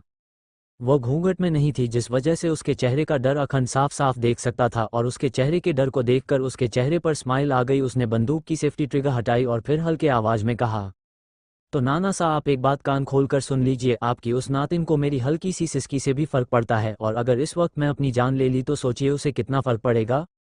कहते हुए उसने बंदूक की सेफ्टी ट्रिगर हटा दी थी और वह तकरीबन में बंदूक को खुद पर चलाने वाला था और उसी पल दादी सा, जो अब तक खामोश थी, उन्होंने इस बार बेहद घबराहट के आलम में आगे बढ़कर अखंड के हाथ को पकड़कर उसके हाथ से बंदूक छुड़ाने की कोशिश में कहा, हुकुम सा, पागल हो गए हैं आप? ऐसे कैसे खुद की जान ले सकते हैं? देखिए, अभी बंदूक फेंक दीजिए, उन्होंने कहा। और वो घबराहट के साथ उसके हाथ को हिलाने लगी, लेकिन अखंड के दिमाग में इस वक्त कुछ और जुनून सवार था। वह धीरे धीरे करके बंदूक के ट्रिगर को दबाता जा रहा था और कृतिका की सांस उसके हलक में अटकती जा रही थी।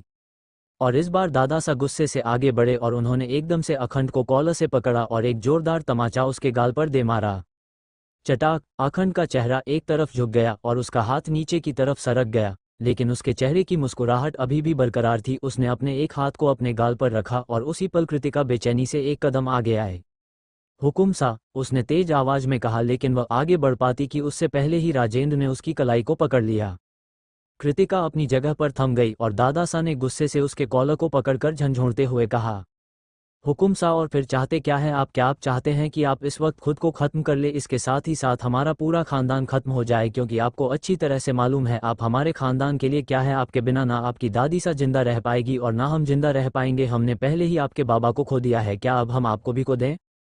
उन्होंने एक बेचैनी घबराहट के साथ चिल्लाते हुए यह बात कही और एक पल के लिए अखंड उनकी बात को सुनता रह गया। वह एक लफ्ज नहीं कह सका था और उसे इस तरह खामोश देखकर दादा सा फिर से चिल्लाए, हुकुम सा, हमें जवाब दीजिए, हम आपसे कुछ पूछ रहे हैं। आप यही चाहते हैं ना कि आप खुद को खत्म कर ले और फिर हम अपने आप को खत्म कर लें? आपकी दादी सा ये देखकर ऐसे भी जिंदा नहीं रह पाएगी। क्या आपको हुक्मरानी सा के आगे अपना घर परिवार कुछ नजर नहीं आ रहा? आप हमारे खानदान के सबसे अहम शख्स हैं, उन्होंने एक बार फिर से कहा। और अखंड, जो अब तक खामोश था, उसने बिल्कुल धीमी आवाज में कहा, दादा सा, मुझे छोटी गिलहरी लाकर दे दीजिए, मैं कुछ नहीं करूंगा, उसने कहा। और एक पल के लिए वह उसका चेहरा देखते रहे। उनका दिल चाहा कि वह इस बार उसे एक नहीं बल्कि 100 थप्पड़ लगाए।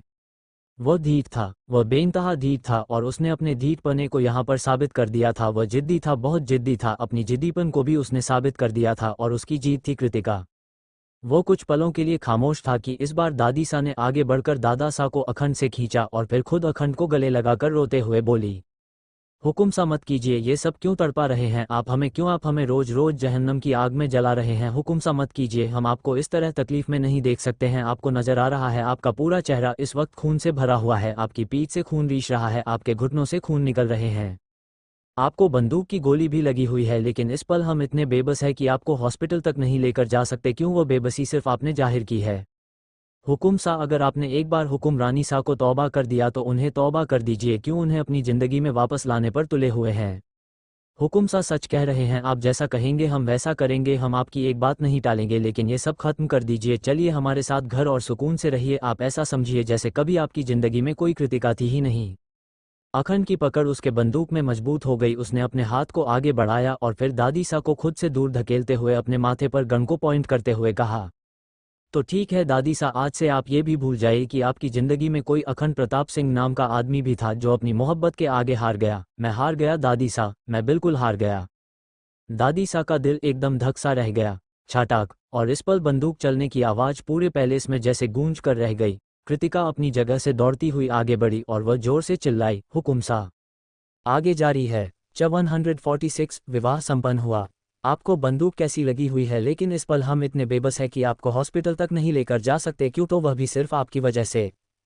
हुकुम सा, अगर आपने एक बार हुक्मरानी सा को तौबा कर दिया तो उसे तौबा कर दीजिए। क्यों उन्हें अपनी ज़िंदगी में वापस लाने पर तुले हुए हैं? वो आपकी किस्मत में नहीं है। हुकुम सा, हम सच कह रहे हैं, आप जैसा कहेंगे हम वैसा करेंगे, हम आपकी एक बात नहीं टालेंगे, लेकिन ये सब खत्म कर दीजिए। चलिए हमारे साथ घर और सुकून से रहिए। आप ऐसा समझिए जैसे कभी आपकी ज़िंदगी में कोई कृतिका थी ही नहीं। अखंड की पकड़ उसके बंदूक में मजबूत हो गई। उसने अपने हाथ को आगे बढ़ाया और फिर दादीसा को खुद से दूर धकेलते हुए अपने माथे पर गन को पॉइंट करते हुए कहा, तो ठीक है दादीसा, आज से आप ये भी भूल जाइए कि आपकी ज़िंदगी में कोई अखंड प्रताप सिंह नाम का अपनी मोहब्बत में आवारा दीवाना आदमी भी था। दादीसा का दिल एकदम धक सा रह गया। छाटाक, और इस पल बंदूक चलने की आवाज़ पूरे पैलेस में जैसे गूंज कर रह गई। कृतिका अपनी जगह से दौड़ती हुई आगे बढ़ी और वह जोर से चिल्लाई, हुकुम सा। सभी ने कसकर अपनी आंखें बंद कर ली और सभी बस इस नज़ारे को अपने अंदर एक खौफ के साथ महसूस कर रहे थे, जैसे वो अभी अपनी आंखें खोलेंगे और सब कुछ खत्म रहेगा, सब कुछ भी वहाँ सही नहीं होगा। और इस पल कृतिका, जिसने अपनी आंखों को कसकर मिचा हुआ था, झटके से उसने अपनी आंखें खोली और सामने का नज़ारा देख एक पल के लिए उसके दिल की धड़कन बिल्कुल रुक गई थी। उसके दिल की धड़कनों ने काम करना बंद कर दिया था। उसका एक हाथ जो अभी हवा में था, उसने झटके से उसे हाथ को नीचे किया और सामने खड़े उस शख्स के सीने से लिपट गई। अखंड के चेहरे पर एक सुकून आ गया। बंदूक जो अभी भी हवा में था और कृतिका ने उसके हाथ को पकड़कर बंदूक उस पर चलाने से रोका था। उसने झटके में बंदूक को अपने हाथ से नीचे सरका दिया और बंदूक धम की आवाज़ के साथ सीधा जमीन पर गिर गई। शायद बंदूक में मौजूद गोलियां खत्म हो चुकी थी और बंदूक गिरने के साथ ही साथ अखंड ने अपने हाथ को आगे बढ़ाकर कृतिका को बेहद मजबूती के साथ अपने सीने से जकड़ा और अगले ही लम्हे उसे सफ़ेद खून से रंगे हुए शर्ट में एक बार फिर से कुछ नरमी का एहसास हुआ और इस एहसास के साथ ही साथ उसके कानों में किसी की सिसकियां का शोर गूंज उठा। वो शोर कृतिका के रोने की सिसकियों की थी। उसने और मजबूती से उसे गले लगाया और कृतिका ने हल्के से उसे खुद से दूर करके अपने हाथों के छोटे छोटे मुठिया बनाकर उसके सीने पर बेइंतहा बरसते हुए रोकर कहा, हुकुम सा, पागल हो गए हैं क्या? आप हमारी जान लेना चाहते हैं ना? हाँ हुकुम सा, आज आप हमें बता ही दीजिए कि आखिर आप चाहते क्या है? आप हमें ऐसे क्यों तड़पा रहे हैं? आपको मालूम है कि जिस कदर आप इस वक्त तड़प रहे हैं उससे कई गुना ज़्यादा हम तड़प रहे हैं, क्योंकि हमारा रिश्ता आपसे जुड़ा है, हम आपसे जुड़े हैं, हम आपसे पूरी तरह जुड़े हैं। आपका बच्चा इस वक्त हमारे पेट में पल रहा है, उसने रोते हुए कहा। अखंड उसके पीठ से अपना हाथ हटाया, उसके चेहरे को अपने हाथों में भरा और फिर उसके माथे को चूमकर नरमी से कहा, छोटी गिलहरी कर लो ना मुझसे शादी, चलो ना हम दोनों मिलकर साथ में अपनी तड़प मिटाते हैं। क्यों तुम तड़पोगी? क्यों मैं तड़पूंगा? तुम्हारे बिना मैं तड़प में हूँ, मेरे बिना तुम तड़प में हो। चलो ना हम साथ में अपनी तड़प को ख़त्म कर देते हैं और आने वाले वक्त में अपने होने वाले बच्चों के साथ एक सुकून भरी जिंदगी जीते हैं, उसने तड़पते हुए कहा। कृतिका ने अपने आंसुओं को रोककर नज़र उठाकर उसे देखा और अगले ही लम्हे उसके सीने से वापस से लिपटते हुए कहा, हम आपसे शादी करेंगे हुकुम सा, हम आपसे शादी करेंगे, आप हमारी ज़िंदगी है, लेकिन हमने आपको अभी भी माफ़ नहीं किया है, उसने कहा। और अखंड के चेहरे पर एक मीठी से मुस्कुराहट आ गई। उसे मुस्कुराहट की वजह सिर्फ और सिर्फ वह थी, सिर्फ वह। और सभी ने अपनी आंखों को होले होले खोला और सामने के साथ ही सामने का नज़ारा देखकर सभी ने एक सुकून का सांस ली। कृतिका इस वक्त अखंड से लिपटी हुई थी और अखंड को गोली नहीं लगी थी। ये देखकर सुकून जैसे सबके दिलों में फैल गया था और अगले ही लम्हे कृतिका ने अखंड का हाथ पकड़कर मंडप की तरफ खींचते हुए कहा, हुकुम सा चलिए हमसे शादी कीजिए, अब हम ये तमाशा बर्दाश्त नहीं कर सकते। कहते हुए वो अखंड का हाथ पकड़कर खींचने लगी और उसे इस पल अखंड की जान बहुत हल्की महसूस होने लगी। उसने पलटकर अखंड की धुंधलाती हुई आंखों को देखा जो कदम कदम उसके साथ बढ़ता हुआ मंडप की तरफ आ रहा था। कुछ लम्हों में वो और कृतिका साथ में मंडप में एक दूसरे का हाथ पकड़े खड़े थे और सभी बस एकटक उन्हें देखते जा रहे थे। किसी के अंदर इस चीज के बाद कुछ बोलने की हिम्मत बची रही थी, कोई कुछ नहीं बोल पा रहे थे।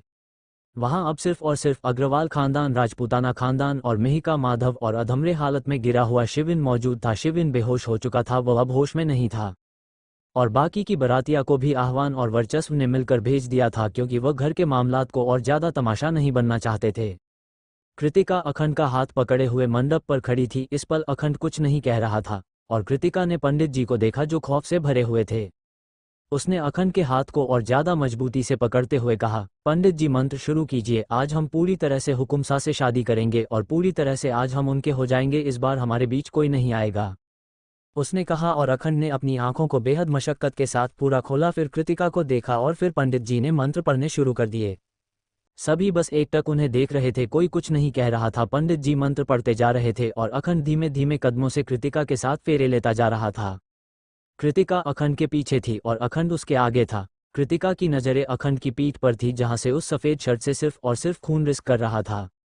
उसका दिल चाह रहा था कि इस पल वो अखंड को अस्पताल ले जाए, लेकिन वह यह नहीं कर सकती थी। पंडित जी एक एक करके मंत्र पढ़ने जा रहे थे और फेरे होते जा रहे थे। फेरों के साथ साथ अखंड को अपनी सांस भारी होती हुई महसूस हो रही थी।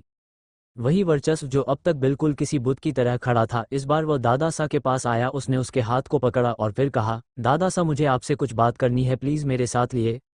दादी सा ने अपनी गर्दन हिला दी और वह वर्चस्व के साथ गार्डनिंग की तरफ आ गए। गार्डनिंग में आते ही उन्होंने वर्चस्व को कन्फ्यूजन भरी नज़रों से देखा और फिर कहा, क्या बात है वर्चस्व, आपको अब हमसे कौन सी बात करनी है, क्योंकि सारी चीज़ें तो खत्म हो चुकी है।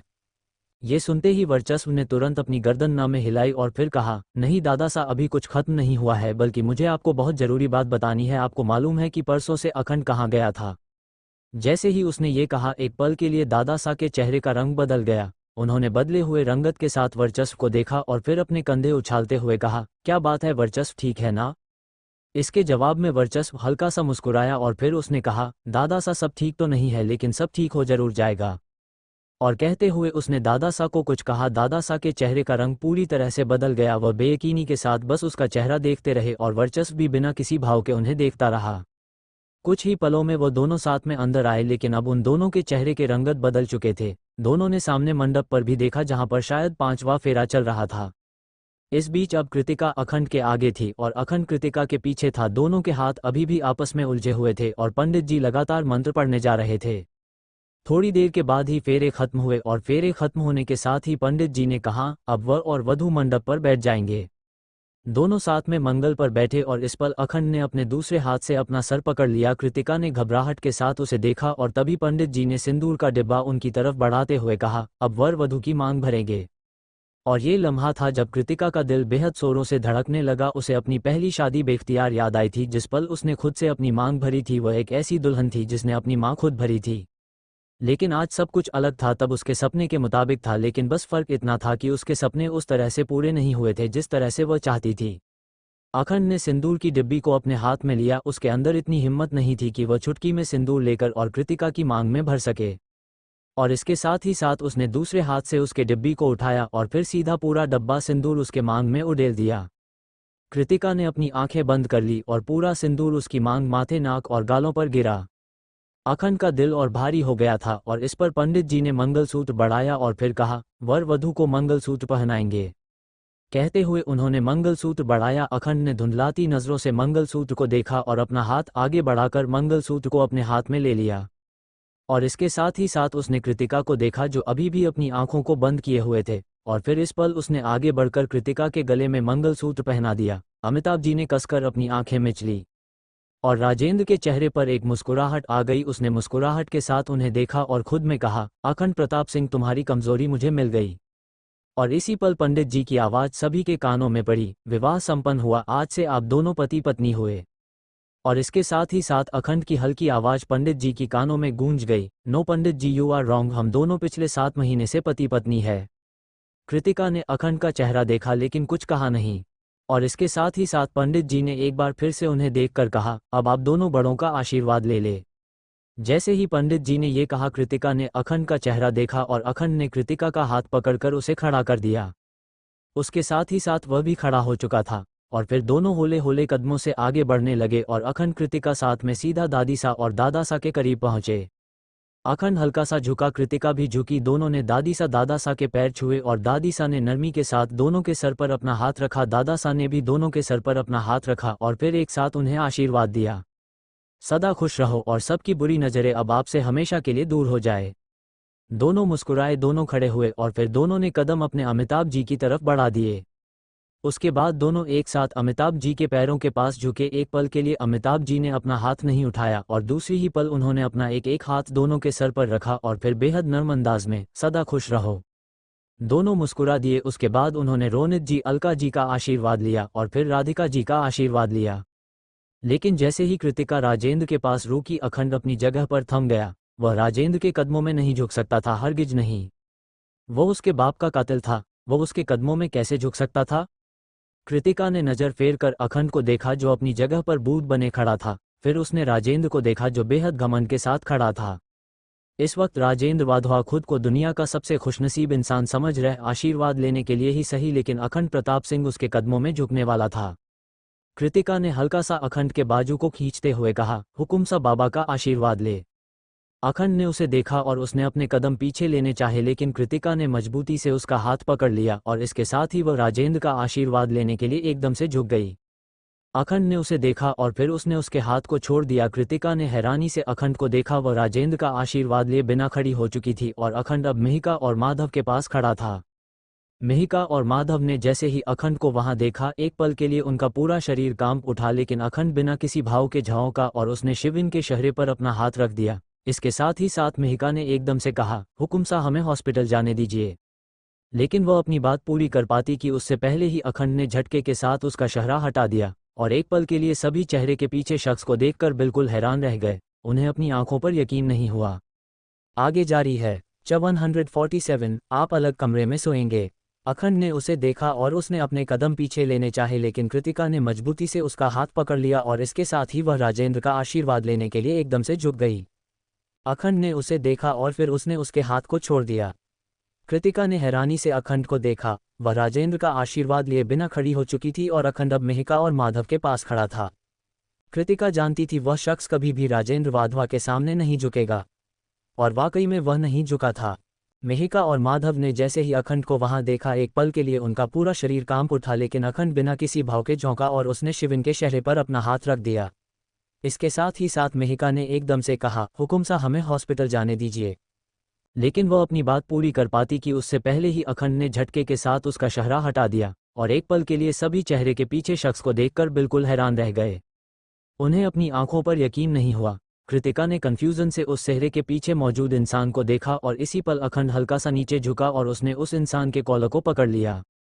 वही बाकी के घरवाले उस इंसान को बखूबी पहचान गए और किसी की भी अपनी आंखों पर यकीन नहीं हो रहा था कि आखिर चेहरे के पीछे शिविन की जगह वो कैसे आया।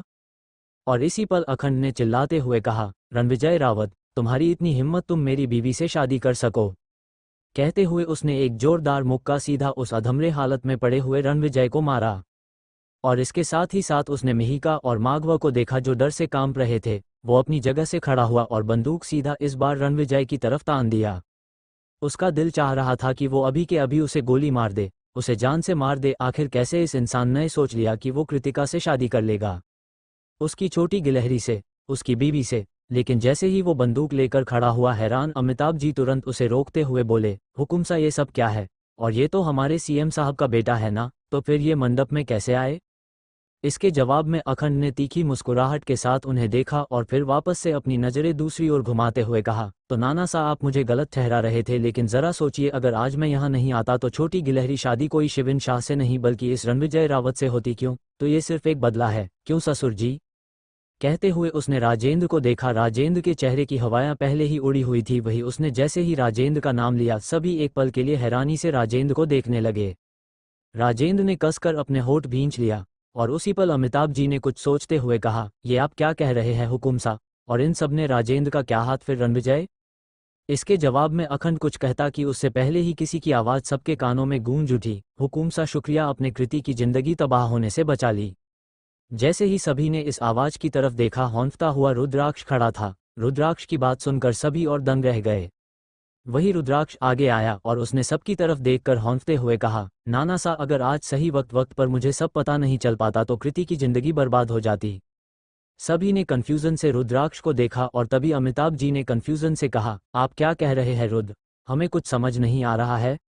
ये सुनते ही रुद्राक्ष ने अखंड को देखा और फिर कहा, नाना सा, एक खैर मनाई कि मुझे ये सारी चीजें पता चल गई और मैंने हुकुम सा को इस बारे में बताया और कहा कि वो जाकर कृतिका की शादी किसी तरह भी तुड़वा दे। कहते हुए वो अखंड की तरफ पलटा जिसके चेहरे के एक्सप्रेशन सख्त थे। वो वापस से रणविजय पर गोली चलाने वाला था, लेकिन तभी दादासा ने कहा, हुकुम सा, उन्हें मारने की जरूरत नहीं, उन्हें हमें अस्पताल में भर्ती कराना चाहिए। मैं नहीं चाहता धनुष के साथ हमारी दुश्मनी और बड़ी हो। कहते हुए उन्होंने अखंड को देखा। अखंड एक पल के लिए उन्हें देखता रहा लेकिन कुछ कहा नहीं।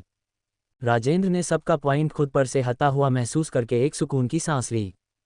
करीब 2 घंटे बाद कमरे का दरवाजा खुला और घूंघट के जोड़े में बैठी कृतिका ने बेचैनी से अपनी नजरें उठाई। वो उस वक्त घूंघट में थी और घूंघट खोलते ही उसकी नजरें सामने से आ रही अश्विनी पर पड़ी।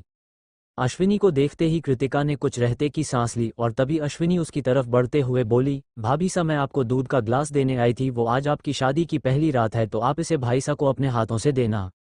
उसने अपने हाथों में पके हुए उस दूध की ग्लास को टेबल में रखा और कृतिका को देख मुस्कुराते हुए वहां से चली गई। वही उसके जाते ही कृतिका ने बेचैनी से अपनी घूंघट उठाई और आसपास कमरे को देखा। कमरा पूरा फूलों की खुशबू से महक रहा था। कमरे में जगह जगह पर कैंडल जल रही थी और साथ ही साथ हल्की रोशनी थी, जिससे कमरा काफी रोमांटिक और खूबसूरत नजर आ रहा था। कृतिका की सांसें कमरे को देखकर फूल रही थी। उसे अपना दिल एक अजीब सी बेचैनी में डूबा हुआ महसूस हो रहा था। उसने अपने दिल पर हाथ रखा और खुद से कहा, हे महादेव जी, प्लीज हमें हिम्मत दीजिए, हमें बहुत घबराहट हो रही है। आज फाइनली पूरी तरह से हम हुकुम सा की हो गए, लेकिन हमें समझ नहीं आ रहा है कि हमें हुकुम सा का सामना कैसे करेंगे। उसने खुद से कहा, लेकिन तभी उसे कुछ याद आया और इसके साथ ही उसने खुद से कहा, लेकिन हुकुम सा गए तो गए कहाँ? उन्हें बहुत चोट लगी थी। दादा सा ने उन्हें हॉस्पिटल जाने को कहा तो उन्होंने हॉस्पिटल जाने से भी मना कर दिया और कहीं चले गए। और वही दूसरी तरफ लिविंग में कियारा आहान दोनों डर झुकाए सोफे पर बैठे हुए थे और दादा सा दादी सा गुस्से से उन्हें घूर रहे थे। साथ ही वर्चस्व का चेहरा भी डरा हुआ था। उसे भी घबराहट हो रही थी कि अभी अभी उनके साथ दादी सा और दादा सा क्या करने वाले हैं। अमिताभ से दादा सा ने बात करने कियारा की विदाई भी करवा ली थी और मीडिया में ये बात बुरी तरह फैल गई थी कि भरी महफिल में राजपुताना खानदान के पोते ने अग्रवाल खानदान की नातिन से शादी कर ली है। और कियारा और आहान भी बिल्कुल किसी बच्चों की तरह जिद में अड़े हुए थे कि नहीं, उन्हें साथ ही रहना है, वो अलग नहीं रहेंगे, जिस वजह से मजबूरन कियारा की भी विदाई करानी पड़ी। लेकिन अब वहां का माहौल काफी ठंडा था। दादा सा दोनों को घूर रहे थे और पूरे लिविंग के चक्कर काट रहे थे। तभी आहान ने वर्चस्व के बाजुओं को खींचा और कहा, वर्चस्व भाई सा, मैं सच बता रहा हूं, अगर मुझे दादा सा ने जरा सा भी डांटा ना तो मुझसे बुरा कोई नहीं होगा आपके लिए, समझे आप? उसने ये बात धीरे से लेकिन घबराहट के साथ कहा, जिस पर वर्चस्व ने उसे घूरा। फिर कहा, ये प्लान तुम्हारा खुद का था, तुम इसके लिए मुझे ब्लेम नहीं कर सकते। इससे आगे वो कुछ कह पाता कि उससे पहले ही दादा सा उनकी तरफ पलटते हुए बोले, आहान, कियारा, आप दोनों अलग अलग कमरे में रहेंगे क्योंकि आज आप दोनों ने जो किया है वो सिर्फ और सिर्फ बचपना है और हम नहीं चाहते फ्यूचर में इस बात से कभी कोई दिक्कत हो। अभी आप दोनों को एक दूसरे को समझने की जरूरत है और उसके बाद उस रिश्ते में आगे बढ़ने की, उन्होंने कहा। और उन्होंने अपने कदम कमरे की तरफ जाने के लिए बढ़ा दिए, लेकिन आहान और कियारा ने जैसे ही उनकी बात सुनी उन्हें एक जोर का झटका लगा। दोनों एक पल के लिए तो एक दूसरे का चेहरा देखने लगे, लेकिन तभी आहान उनके पीछे आते हुए बोला, लेकिन दादा सा, हम तो अब पति पत्नी है, तो फिर हम ऐसे अपने रिश्ते में आगे क्यों नहीं बढ़ सकते? वो और आगे जा पाता कि उससे पहले ही दादा सा ने उसे गुस्से वाली नजरों से घूर कर देखा। फिर कहा, आपने अपनी मर्जी से शादी कर ली, लेकिन आप हमारी इतनी सी बात तो मान ही सकते हैं, और अगर नहीं मानना चाहते तो कोई बात नहीं, बेशक से मत मानिए, लेकिन याद रखिएगा इसके बाद आप हमारी नाराजगी को दूर नहीं कर सकते। कहते हुए वो चले गए और आहान बस मुंह खोले उनकी बात सुनता रह गया। उसे एहसास था उसने क्या गलती की है और उसे भी ये भी एहसास था कि दादा सा और दादी सा उससे क्यों नाराज है, लेकिन वो अभी कुछ नहीं सोचना चाहता था। असल में तो वो ये चाहता था कि बस किसी भी तरह उसकी और कियारा की शादी हो जाए और दोनों एक हो जाए। वो अपनी फीलिंग्स नहीं जानता था कि वो कियारा से प्यार करता है या नहीं, लेकिन कियारा की फीलिंग्स वो जानता था, वो उससे प्यार करती थी। और वो ये बिल्कुल नहीं चाहता था कि जिस तरफ अहीरा के जाने के बाद उसका दिल टूटा है, बिल्कुल उसी तरह उसके दूर जाने पर कियारा हर्ट हो।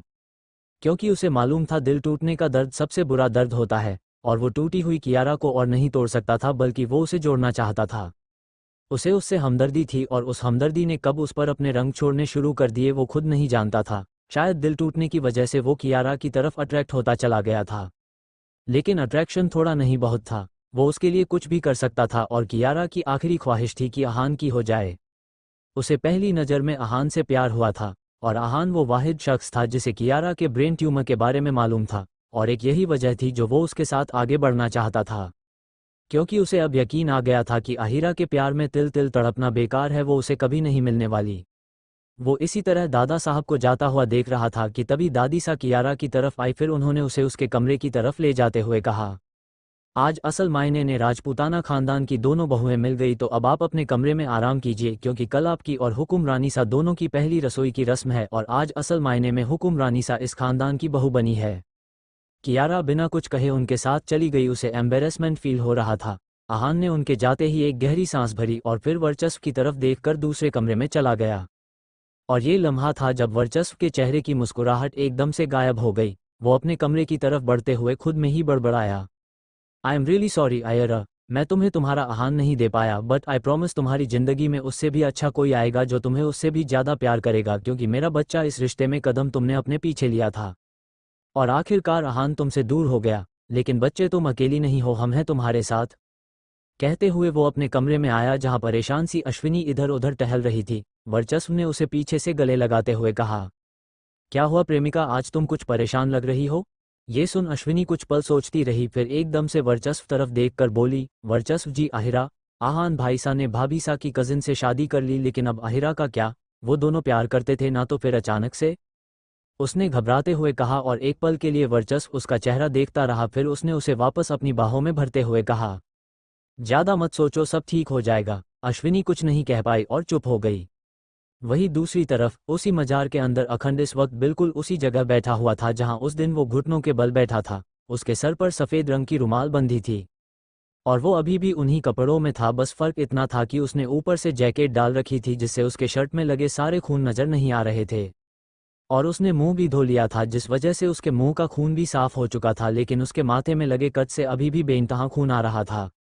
वो बिल्कुल भी सही हालत में नहीं था, लेकिन उसे यहाँ आना था और वो यहाँ जबरदस्ती आया था। उसके साथ राणा और उसके बॉडीगार्ड्स भी थे, लेकिन वो उसके साथ अंदर नहीं आए थे।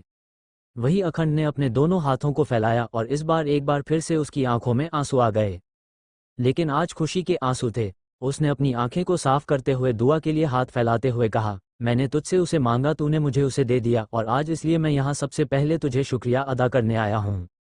उसने कहा और आंखें बंद की तो उसकी आंखों से कतरा भर आंसू आ गया। उसने आगे कहा, लेकिन मैं आज तुझसे वादा करता हूँ, उसे हर वो खुशी दूंगा जिसकी वह हकदार है, उसकी आंखों में कभी आंसू नहीं आने दूंगा। कहते हुए उसने झुककर एक बार मजार के जमीन को चूमा और फिर सीधा खड़ा हो गया। वो सही से चल नहीं पा रहा था, लेकिन फिर भी वो चलते हुए वहां से बाहर आया और कुछ ही देर में वो अपने कमरे में बाहर खड़ा था। उसने दरवाजे के लॉक पर अपना हाथ रखा और इसके साथ ही कृतिका के कानों में कुछ तेजी से गिरने की आवाजें गूंज गई। आगे जारी है। CH 148 सुहाग रात, मून दिखाई। अखंड के साथ राणा और उसके बॉडीगार्ड्स भी थे, लेकिन वो उसके साथ अंदर नहीं आए थे। वही अखंड ने अपने दोनों हाथों को फैलाया और इस बार एक बार फिर से उसकी आंखों में आंसू आ गए, लेकिन आज खुशी के आंसू थे। उसने अपनी आंखें को साफ करते हुए दुआ के लिए हाथ फैलाते हुए कहा, मैंने तुझसे उसे मांगा, तूने मुझे उसे दे दिया, और आज इसलिए मैं यहाँ सबसे पहले तुझे शुक्रिया अदा करने आया हूँ। उसने कहा और आंखें बंद की तो उसकी आंखों से कतरा भर आंसू आ गया। उसने आगे कहा, लेकिन मैं आज तुझसे वादा करता हूँ, उसे हर वो खुशी दूंगा जिसकी हकदार है, उसकी आंखों में कभी आंसू नहीं आने दूंगा। कहते हुए उसने झुककर एक बार मजार के जमीन को चूमा और फिर सीधा खड़ा हो गया। वो सही से चल नहीं पा रहा था, लेकिन फिर भी वो चलते हुए वहां से बाहर आया और कुछ ही देर में वो अपने कमरे में बाहर खड़ा था। उसने दरवाजे के लॉक पर अपना हाथ रखा और इसके साथ ही कृतिका के कानों में कुछ तेजी से गिरने की आवाजें गूंज गई।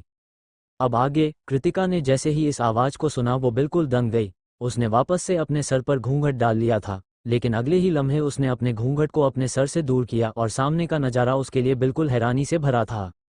वह बेहद हैरानी के साथ जमीन पर गिरे हुए अखंड को देख रही थी। अगले ही लम्हे वह तकरीबन में दौड़ते हुए बिस्तर से उठी और सीधा भागते हुए अखंड के करीब आए। हुकुम सा, क्या हुआ है आपको? कहते हुए वो पंजों के बल जमीन पर बैठी और उसने अखंड के चेहरे को थपथपाना शुरू किया। इस पल अखंड पूरी तरह से बेहोश नहीं हुआ था, उसकी आंखें हल्की हल्की खुली थी। उसने हल्की खुली आंखों के साथ कृतिका को देखा और फिर धीरे से कहा, छोटी गिलहरी, I love you very much जान, I love you so much. और इसके साथ ही उसकी आंखें पूरी तरह से बंद हो गई। कृतिका बिल्कुल जोर से रोते हुए चिल्ला पड़ी, हुकुम सा उठिए ना, क्या हो गया है? करीब 4 घंटे के बाद सुबह के 3 बजे अखंड की आंखें हल्की हल्की करके खुलने लगी। उसने अपनी आंखों को बेहद बारीकी के साथ खोला और इस पल उसके कानों में किसी की मंद आवाज पड़ी, हुकुम सा, आपको होश आ गया? और इसके साथ ही साथ अखंड को एहसास हुआ जैसे वो इस वक्त कमरे के बेड पर सोया हुआ है, और यह एहसास करते ही उसने अपने दोनों हाथों को ऊपर की तरफ उठाया और अपने सर को पकड़ लिया। इस वक्त उसका सर काफी हल्का महसूस हो रहा था। उसने हल्की हल्की अपनी आंखें खोली और दूसरे ही पल उसे अपने सामने बैठी हुई कृतिका नजर आई। कृतिका अभी भी बिल्कुल दुल्हन की तरह उसी जोड़े में सजी हुई थी, बस फर्क इतना था कि वो इस वक्त उसके चेहरे पर हल्की हल्की मायूसी, परेशानी और घबराहट सारी चीजों की झलक थी। अखंड बिस्तर से उठने की कोशिश करते हुए धीरे से बोला, जान, तुम अभी तक जाग रही हो और तुमने अभी तक कपड़े क्यों नहीं बदले? उसकी आवाज को सुनकर कृतिका की आंखों में आंसू आ गए। उसने तुरंत अखंड को कंधे से पकड़कर बिस्तर पर अच्छी तरह से बिठाते हुए कहा, हुकुम सा, आपको मालूम है आप जैसे ही कमरे में आए वैसे ही आप बेहोश हो गए थे। हम कितना ज्यादा घबरा गए थे, आपको मालूम भी है, हम डर गए थे। वो किसी छोटे बच्चों की तरह शिकायत कर रही थी और अखंड के चेहरे पर एक नन्ही सी मुस्कुराहट आ गई। उसने उसे इस मुस्कुराहट के साथ देखा और फिर उसकी कलाई को पकड़ अपने करीब खींचते हुए कहा, अच्छा, तुम परेशान हो गई थी, लेकिन क्यों? क्या तुम्हें मेरी फिक्र हो रही थी? उसने अनजान बनते हुए कहा, जिस पर कृतिका एक पल के लिए उसे देखती रही और दूसरे ही पल उसने बिल्कुल धीमी आवाज में कसमसाते हुए कहा, आपको मालूम है डॉक्टर अंकल ने क्या कहा? डॉक्टर अंकल ने कहा कि सुबह ही आपकी सर्जरी हुई थी, अस्पताल में आपको गोलियां लगी थी, लेकिन सर्जरी होने के बाद जब आपको होश आया तो आप तुरंत बाद ही कहीं चले गए थे और कहीं जाने के बाद आपकी हालात एक बार फिर से ऐसी थी और आप वैसे ही हालत में वहां आए थे। हुकुम सा, आप हमें बताएंगे कि आपको गोलियां कैसे लगी थी और गोलियां लगने के बाद जब सर्जरी के बाद आप कहाँ गए थे और फिर आपकी हालत एक बार फिर से वैसी कैसे हो गई थी? उसने उसे मासूमियत के साथ सवाल किया, जिस पर अखंड एक पल के लिए उसका चेहरा देखता रहा। उसका सवाल सुन उसने अपने होठ भींच लिए, लेकिन दूसरी ही पल वह हल्का सा हंसा और फिर कृतिका की कमर के इर्द गिर्द अपने हाथों को लपेट दिया और उसके गले में अपने होठों को टिका दिया। तभी कृतिका को एकदम से कुछ ध्यान आया। वह झटके से उसे धक्का देकर उठी और वही नाइट स्टैंड पर रखे हुए उस दूध के ग्लास को उठाया जो उसे अश्विनी ने दिया था, और इसके साथ ही साथ वह उस दूध के गिलास को अखंड की तरफ देते हुए बोली, हुकुम सा, आप बेहोश हो गए थे, जिस चक्कर में हम तो आपको ये दे ही नहीं पाए। आपको मालूम है अश्विनी ने हमें इसे दिया था और उन्होंने कहा कि हम आपको इस दे क्योंकि सुहागरात के दिन पति को दूध देना चाहिए। सुहागरात? अखंड ने मुस्कुराते हुए कृतिका को देखा, जिस पर दूसरे ही पल कृतिका का चेहरा लाल हो गया, लेकिन दूसरे ही पल उसने उस दूध के गिलास को देखा और अखंड की तरफ बढ़ाया। हुकुम सा, इसे पीजिए, आपको ताकत मिलेगी और आप जैसा सोच रहे हैं वैसा कुछ नहीं होगा। और इसके साथ ही साथ उसने दूध के गिलास को फिर से अखंड की तरफ बढ़ाया, लेकिन इस बार अखंड ने किसी मासूम बच्चे की तरह अपना मुंह बनाया और फिर कहा, छोटी गिलहरी, लेकिन मैं तो दूध पीता ही नहीं हूं, क्या तुम ये दूध पी सकती हो? ये सुनते ही कृतिका ने तुरंत उसकी तरफ देखा और मासूमियत से उसे देखने लगी और इसी पल उसने कुछ सोचकर कहा, लेकिन हुक्म सा, अगर आप दूध नहीं पिएंगे तो फिर कैसे क्या होगा? आपको मालूम है अश्विनी ने हमें बताया कि सुहागरात। कहते कहते वो कुछ देर पहले की बात करके रुकी, लेकिन इसके साथ ही अखंड की आंखें चमकने लगी। उसने चमकदार आंखों से उसे देखा और दूसरे ही पल उसे वापस से अपने करीब खींच उसके कंधों पर अपने होठ चलाते हुए कहा, अच्छा, तो तुम भी तो मेरी बीवी हो, चलो किसी छोटे बच्चों की तरह फटाफट ये दूध पी लो, वैसे भी तुम्हें सुहागरात के लिए एनर्जी की जरूरत है। उसने इस बार शैतानी मुस्कुराहट के साथ कहा और कृतिका एक पल के लिए उसकी बात सुनती रही और दूसरे ही पल उसने उसकी बात मान ली। उसने अखंड को खुद से धक्का दिया और फिर जल्दी से दूध का गिलास अपने लबों से लगाया और आराम से उसे दूध को पी लिया। दूध का ग्लास खत्म करने के बाद उसने दूध के गिलास को वापस से नाइट स्टैंड पर रखा और फिर मासूमियत से खुश होते हुए बोली, हमने दूध खत्म कर दिया। अखंड हंसा और फिर उसने उसे देखा, वो इस वक्त काफी मासूम लग रही थी। तभी अखंड को अपने ऊपर कुछ ठंड का एहसास हुआ। उसने दूसरे ही पल अपनी नज़रें अपनी बॉडी पर डाली और उसे एहसास हुआ कि वो इस वक्त शर्टलेस है, और ये एहसास करते ही उसने खुद के ऊपर ब्लैंकेट खींच ली। उसे ठंड लग रही थी। मिस्टर हस्बैंड, आपने तो मेरी मुंह दिखाई की ही नहीं और ना ही मुझे कोई गिफ्ट दिया जैसे मूवीज में होता है। और इस पल अखंड के कानों में किसी की मासूम और बहुत ही प्यारी सी आवाज़ सुनाई पड़ी। जैसी ही आवाज़ को सुनाई पड़ी एक पल के लिए वह अपना होश खो बैठा। उसने दूसरी लम्हे अपनी आंखें सिकुड़ते हुए अपने सामने देखा और उसकी आंखें बिल्कुल फटी की फटी रह गई। कृतिका इस वक्त बेहद मासूमियत के साथ अपने कमर पर अपने दोनों हाथों को रखकर उससे ये चीज़ कह रही थी और बीच बीच में वह पलकें बेहद बारीकी के साथ बार बार झपका रही थी। अखंड को खुद को ऐसा देखा पाकर कृतिका ने दूसरे ही पल अपनी उंगलियों को अपने गालों के बीच में क्यूट तरीके से धंसाते हुए कहा, हुकुम सा हम आपसे कुछ पूछ रहे हैं, आपने हमारे मुंह दिखाई भी नहीं की और ना ही हमें तोहफा दिया जैसा फिल्मों में होता है। हमने सीरियल्स में देखा है, सीरियल्स में मुंह दिखाई होती है उसके बाद तोहफे दिए जाते हैं, लेकिन आपने हमें पहली बार भी तोहफा नहीं दिया था और इस बार भी नहीं दे रहे हैं, आप कंजूस है। कहते हुए उसने अपने दोनों हाथों को अपने सीने पर बांधा और अखंड से अपना चेहरा फेर लिया। अगले ही लम्हे अखंड के दिमाग में कुछ एकदम से क्लिक हुआ और इसके साथ ही साथ उसने हैरानी से रितिका को देखकर कहा, आर यू ड्रंक? लेकिन कृतिका ने उसका कोई जवाब नहीं दिया। अगले ही लम्हे अखंड की नज़र उस दूध के गिलास पर गई और उसे सारा मामला समझ आ गया। और यह समझ आती एक पल के लिए उसने अपने सर को पकड़ लिया। उसे समझ आ गया था कि दूध में नशे की गोलियां मिलाई गई है या नशे की गोलियां मिलाई गई थी, लेकिन वह दूध तो अखंड को देने के लिए था, तो फिर नशे की गोलियां किसने मिलाई थी? दूसरे ही लम्हे उसके दिमाग में एकदम से आया और इसी पल उसे सबसे पहला ख्याल वर्चस्व का आया। वर्चस्व का ख्याल आते ही उसके चेहरे पर एक शैतानी मुस्कुराहट आ गई। उसने खुद से कहा, दुश्मन ना करे दोस्त ने वो काम किया है, वो वर्चस्व, आज तुमने मुझे खुश कर दिया, वेल डन, उसने कहा। और इस पल अखंड को जैसे अपने गले पर कुछ चुभता हुआ महसूस हुआ। उसने हैरानी के साथ अपनी नज़रें फेरी और दूसरे ही पल उसकी आंखें और बड़ी हो गई। कृतिका ने उसके गर्दन पर फोल्क चुभाया हुआ था। अखंड ने बेहद हैरानी के साथ उसे देखा और हकलाते हुए कहा, छोटी गिलहरी, यह क्या कर रही हो तुम, मुझे चोट लग जाएगी। लेकिन कृतिका ने उसे फोल्क को अखंड पर हल्का हल्का प्रेस करते हुए हल्के गुस्से से कहा, हुकुम सा हम आपसे कह रहे हैं कि हमारी मुंह दिखाई आपने नहीं की, आपने हमें कोई तोहफा नहीं दिया, लेकिन आप कोई जवाब नहीं दे रहे हैं, अब हम आपको जान से मार डालेंगे। कहते हुए उसने फोल्क को अखंड की गर्दन पर चुभाया और दूसरे ही पल अखंड की के चिक निकल गई। ए छोटी गिलहरी चुभ रहा है, उसने चिल्लाते हुए कहा। कृतिका ने अपनी पकड़ को फोल्क से हल्का ढीला किया और फिर दूसरे ही पल उसने मासूमियत से कहा, हुकुम सा हमारी मुंह दिखाई आपने नहीं की। और इसके साथ ही साथ उसने उसे फोल्क को जमीन पर फेंका और कुछ दूर जाकर सीधा फर्श पर अपने पैरों से अलती पालती मारकर बैठ गई। उसका लहंगा पूरा फर्श पर फैल गया। उसने अपने दोनों हाथों में अपने चेहरे को छुपाया और अगले ही लम्हे अखंड के कानों में उसके सीसकने की आवाज़ें गूंजने लगी। मुझे सिसकर रो रही थी और अखंड हैरानी से बस उसे रोता हुआ देखता रह गया। अगले ही लम्हे वो फुर्ती से अपनी जगह से खड़ा हुआ और उसकी तरफ बढ़ते हुए बोला, छोटी गिलहरी क्यों रो रही हो? लेकिन कृतिका ने रोते हुए अपने हाथों को जमीन पर पटकते हुए इस बार कहा, भगवान जी, हमारे पति बहुत बुरे हैं, हमारे पति बहुत बुरे हैं, उन्होंने हमारे मुंह दिखाई नहीं की, उनसे हमारी 2 बार शादी हो गई, लेकिन इन 2 बार शादी में उन्होंने हमें एक भी गिफ्ट नहीं दिया, भगवान जी हमारे पति बहुत कंजूस है। कहते हुए वह एक बार फिर से सिसकियां के साथ रोने लगी। अखंड ने इस बार हैरानी से उसे देखा और तुरंत झुकने लगा, लेकिन तभी उसे अपनी पीठ पर बेहद तेज दर्द का एहसास हुआ। उसने अपने होंठ भींच लिया और दूसरे ही लम्हे वह उसके करीब झुका। उसने उसके चेहरे को अपने हाथों में लिया और फिर कहा, जान शट अप, तुम रो क्यों रही हो? Don't cry okay? उसने घबराते हुए पूछा, जिस पर कृतिका ने इस बार टिमटिमाती आंखों के साथ उसे देखा और दूसरे ही पल उसने फिर से रोते हुए कहा, हमें हमारे मुंह दिखाई दीजिए, हमें हमारे मुंह दिखाई दीजिए, वरना हम।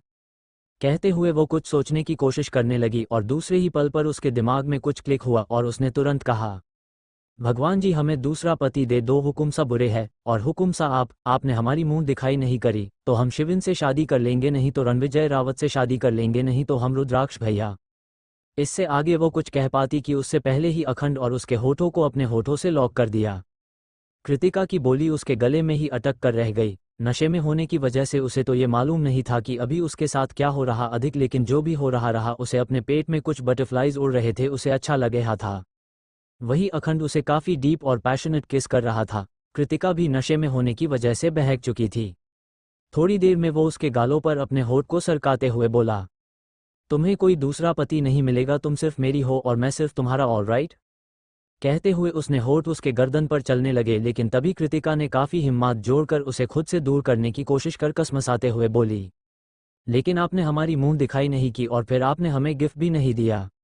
वो उससे दूर हुआ और फिर गौर से उसके चेहरे को देखते हुए कहा, ठीक है, तुम बिल्कुल नई नवेली दुल्हन की तरह बिस्तर पर बैठो, मैं सारी लाइट्स में ऑफ कर रहा हूँ और वापस से कैंडल जला रहा हूँ, फिर मैं कमरे के बाहर जा रहा हूँ और मैं बिल्कुल किसी नए नवेले दूल्हे की तरह अंदर आऊँगा, तुम शर्माओगी, फिर मैं तुम्हारी मुंह दिखाई करूँगा, तुम्हें गिफ्ट दूंगा, ओके। हम सीन को रिक्रिएट करेंगे, ठीक है? Any problem? आगे जारी है। CH 149, you will regret in the morning. थोड़ी देर में वो उसके गालों पर अपने होठों सरकाते हुए बोला, तुम्हें कोई दूसरा पति नहीं मिलेगा, तुम सिर्फ मेरी हो और मैं सिर्फ तुम्हारा, ऑल राइट? कहते हुए उसने अपने होठ उसके गर्दन पर चलाने लगे, लेकिन तभी कृतिका ने काफी हिम्मत जोड़कर उसे खुद से दूर करने की कोशिश कर कसमसाते हुए बोली, लेकिन आपने हमारी मुंह दिखाई नहीं की और फिर आपने हमें गिफ्ट भी नहीं दिया।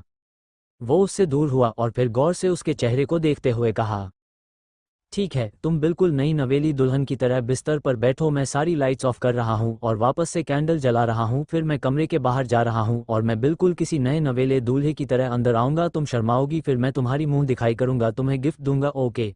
हम इस सीन को रिक्रिएट करेंगे, ठीक है? Any problem? जैसे ही कृतिका ने अखंड की बात सुनी, दूसरे ही लम्हे उसकी आंखों में चमक नजर आने लगी। उसने चमकदार आंखों के साथ अखंड को देखा और दूसरे ही लम्हे उछलते हुए कहा, हुकुम सा, क्या आप सच कह रहे हैं? क्या सच में हम फिर से वो सब कर सकते हैं? क्या आप फिर से हमारे मुंह दिखाई कर सकते हैं? क्या सच में आप हमें तोहफा देंगे? कृतिका की बात सुनते ही अखंड ने उसे देखा और फिर मुस्कुराते हुए उसके गालों पर अपना हाथ रखकर कहा, यस छोटी गिलहरी, मैं तुम्हारी मुंह दिखाई कर सकता हूँ। और यह सुनते ही कृतिका की खुशी का ठिकाना नहीं रहा। वह जल्दी से अपनी एड़ियों के बल खड़ी हुई और उसने जल्दी से अखंड के गालों को बारी बारी से चूम लिया। और इसके साथ ही साथ वह बिल्कुल पीछे की तरफ हो गई और अखंड एक पल के लिए अपनी जगह पर बिल्कुल किसी बर्फ की तरह जमा रह गया था। उसे बिल्कुल भी उम्मीद नहीं थी कि कृतिका इस वक्त ऐसी हरकत करेगी। उसने अगले ही लम्हे अपने गाल पर हाथ रखा और उसके चेहरे पर एक मीठी सी मुस्कुराहट आ गई। उसने कृतिका को देखा जो सोफे पर पड़ा हुआ अपना घूंघट उठाकर अपने सर पर डाल रही थी। ये देखते ही वो खुद में मुस्कुराया और फिर वह अपने कपबोर्ड की तरह बढ़ते हुए खुद में ही मुस्कुरा कर बोला, इडियट लड़की, और यह कहते वक्त वह अपने कपबोर्ड में चला गया। कपबोर्ड से उसने खुद के लिए एक ढीला डाला सा कुर्ता निकाला, उसे इस वक्त पूरे सीन को रिक्रिएट करना था और उसके लिए उसे कपड़े पहनना तो बेहद जरूरी था। वह अपनी छोटी गिलहरी को उदास नहीं कर सकता था, यह वह जानता था। उसने कुर्ता पहना और फिर कमरे की कैंडल को लगा। वही कृतिका जल्दी से अब अपने सर पर घूंघट डालकर बिल्कुल किसी नई नवेली दुल्हन की तरह बेड पर बैठ चुकी थी। बेड पर पहले फ्लावर्स बिखरे हुए थे और इस वक्त वह उस बेड पर बैठी हुई थी। बेड पर बैठने के साथ ही साथ उसने अखंड को देखा जो लाइट्स ऑफ करने के बाद कैंडल्स जला रहा था, और ये देखकर वो और भी ज़्यादा एक्साइटेड हो गई। कुछ ही देर के बाद अखंड ने कमरे में मौजूद सारे कैंडल्स को जला दिया और कमरे की लाइट ऑफ कर दी। अब कमरा बिल्कुल पहले की तरह दिख रहा था, जैसा उसके बेहोश होने से पहले नजर आ रहा था। उसने एक नज़र पूरे कमरे के साथ साथ कृतिका पर घुमाई और फिर खुद में ही कहता हुआ कमरे से बाहर निकल गया, परफेक्ट। और इसके साथ ही साथ उसने कमरे का दरवाजा भी बंद कर दिया। कृतिका ने पूरे कमरे को देखा और फिर एक्साइटमेंट के साथ वो अच्छे से बैठते हुए बोली, हुकुम सा, आ जाए, हम तैयार है। और यह कहते वक्त उसने जल्दी से अपना होंठ भींच लिया और खुद में कहा, ओह, ये कहना नहीं था, फिर से हमने खराब कर दिया क्योंकि दुल्हन चुप रहती है। लेकिन तभी अखंड ने बेहद हौले से कमरे के डोर पर अपना हाथ रखा और धीरे से कमरे का दरवाजा खोल दिया। कमरे का दरवाजा खोलने के साथ ही साथ उसकी नज़र कृतिका पर पड़ी। इस वक्त उन्हें देखकर ऐसा लग ही नहीं रहा था कि वह दोनों ये प्लान करके कर रहे हैं। कृतिका को देखने के साथ ही साथ उसके चेहरे पर एक मीठी सी मुस्कुराहट आ गई। वह आगे बढ़ा, फिर उसने उसे और ज्यादा गौर से देखा। कृतिका इस वक्त खुद को घूंघट में छुपाए बैठी हुई थी। उसे अखंड की नज़रों का एहसास हो गया था और यह एहसास करते ही उसने अपने लहंगे को अपने दोनों हाथों में भरा और फिर शर्माने लगी। अखंड हौले हौले कदमों से उसके करीब बैठा और फिर उसने उसके घूंघट पर अपना हाथ रखा, जिसके साथ ही साथ कृतिका और ज्यादा शर्म से डूब गई। अखंड धीरे धीरे करके उसके घूंघट को उठाने लगा कि तभी कृतिका ने अपने एक हाथ को अखंड की तरफ बढ़ाया और फिर बेहद मासूमियत से कहा, पहले मुंह दिखाई का तोहफा दीजिए हमें, उसके बाद हम आपको अपना खूबसूरत सा चेहरा दिखाएंगे। उसने मासूमियत से मिटमिटाते हुए कहा और एक पल के लिए अखंड को उस पर बेइंतहा प्यार आया। वह अपनी जगह से खड़ा होकर जल्दी से ड्रावर के पास आया, ड्रावर खोला और उसने ड्रावर से एक बॉक्स निकाला। बॉक्स निकालने के साथ ही साथ वह सीधा वापस से अपनी जगह पर आकर बैठ गया और इस बार उसने हौले से कृतिका का घूंघट ऊपर की तरफ उठाया और कृतिका ने एक बार फिर से बिल्कुल उसी तरह अपना हाथ आगे बढ़ा दिया। उसने मुस्कुराते हुए उसके हाथों पर वो बॉक्स रख दी और इसके साथ ही साथ कृतिका को एक लम्हा नहीं लगा था, उसने झटके से अपने दूसरे हाथ से अपना घूंघट नीचे सरकाया और उस बॉक्स को चमकदार आंखों के साथ देखने लगी। और इस वक्त नशे की वजह से उसकी आंखें लाल नजर आ रही थी, लेकिन वह बहुत क्यूट दिख रही थी, बिल्कुल किसी छोटे बच्चों की तरह। उसकी छोटी सी नाक इस वक्त रेड थी। वही अखंड उसकी फुर्ती पर एक पल के लिए तो ठिठक कर रह गया। वह ठिठक कर उसे देख रहा था। उसे यकीन नहीं हो रहा था कि यह कृतिका है। उसे अब खुद पर शक हो रहा था। उसने अपनी आंखों को मसला और फिर खुद से कहा, अखंड छोटी गिलहरी धीरे धीरे डेयरिंग होती जा रही है, बट आई लाइक इट, मुझे उसे पूरा डेयरिंग बनाना है। उसने खुद में ही जैसे कहा, और इस पल कृतिका जो अखंड से पूरा ध्यान हटाकर उस बॉक्स को खोलने पर लगी थी, और बॉक्स को खोलने के साथ ही साथ उसकी आंखों में आंसू की कुछ बूंदें छलकने लगी। उसने उस बॉक्स में रखी हुई उस चीज को अपने हाथों में थमा और फिर अपनी भीगी पलकों के साथ अखंड को देखकर उसमें से उन एनक्लेट्स को निकाला। एक पल के लिए अखंड उसके रोने की वजह समझ नहीं पाया, लेकिन जैसे ही उसने कृतिका के हाथ में उन एनक्लेट्स को देखा और कृतिका को इस तरह उन नज़रों से उन एनक्लेट्स को देखता पाकर वह समझ गया कि कृतिका क्यों रो रही है। और यह समझते ही एक पल के लिए उसने अपने होंठ भींच लिए और दूसरी ही पल उसने बेहद नरमी से कहा, हे वाई आर यू क्राइंग, तुम रो क्यों रही हो? देखो यह एनक्लेट्स है, इसमें रोने वाली कौन सी बात है? लेकिन कृतिका ने कुछ नहीं कहा। उसने एनक्लेट्स को वापस से उन बॉक्स में रखा और फिर अपने दोनों छोटे छोटे हाथों से अपने चेहरे को छुपाकर किसी छोटे बच्चों की तरह रोने लगी।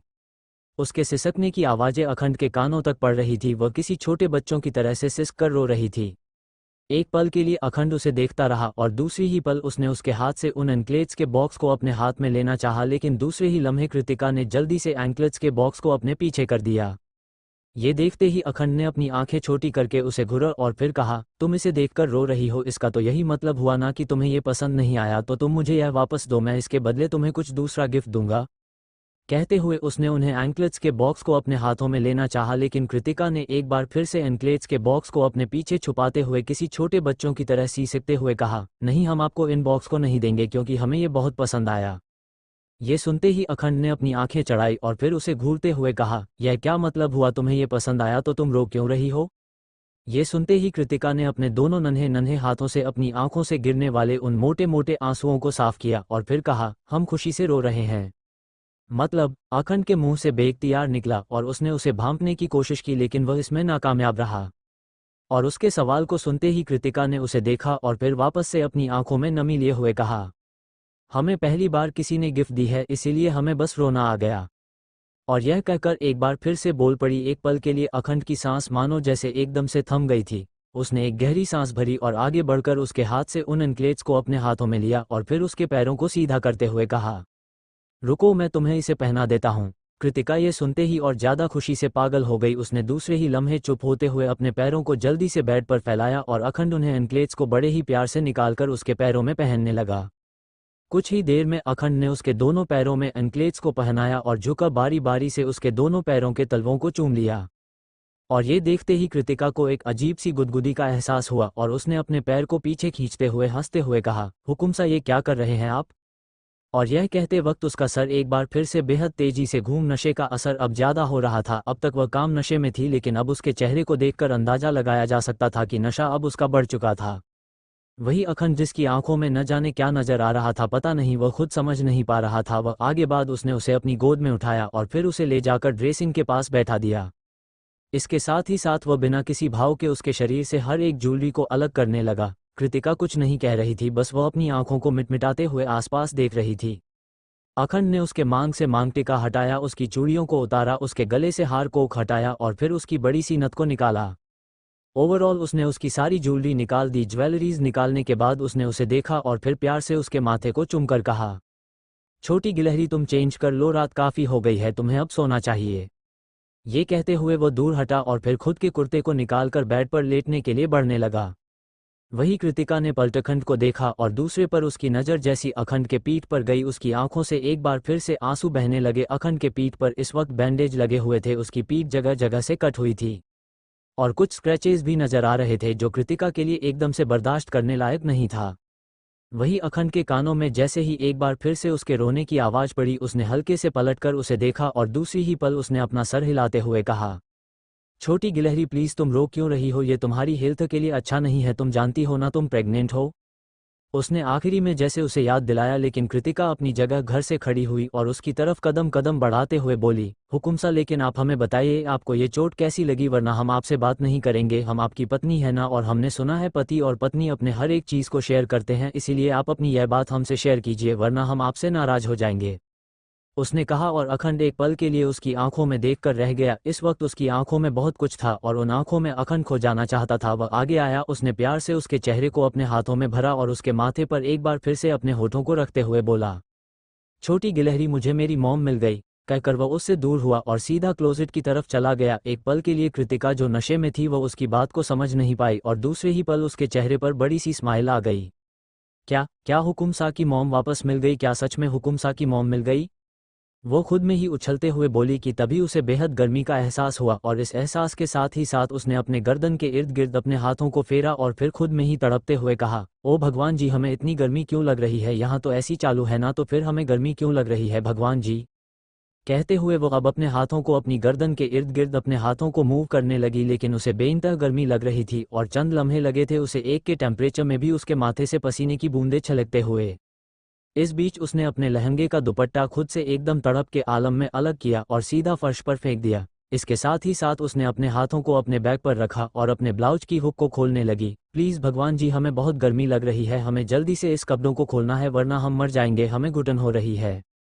छोटी गिलहरी, क्या कर रही हो तुम? अगले ही लम्हे क्लोजेट से बाहर निकलते हुए अखंड ने उसे देखकर कहा। कृतिका ने एक बार उसे देखा और फिर तड़प कर अपने ब्लाउज को खोलते हुए बोली, हुकुम सा, हम अपने कपड़े खोल रहे हैं, हमें बहुत गर्मी लग रही है, प्लीज़ आप भी हमारे कपड़े खोलने में हमारी आकर मदद कर दीजिए ना। कहते हुए उसने अपनी ब्लाउज को खोलकर सीधा फर्श पर गिरा दिया।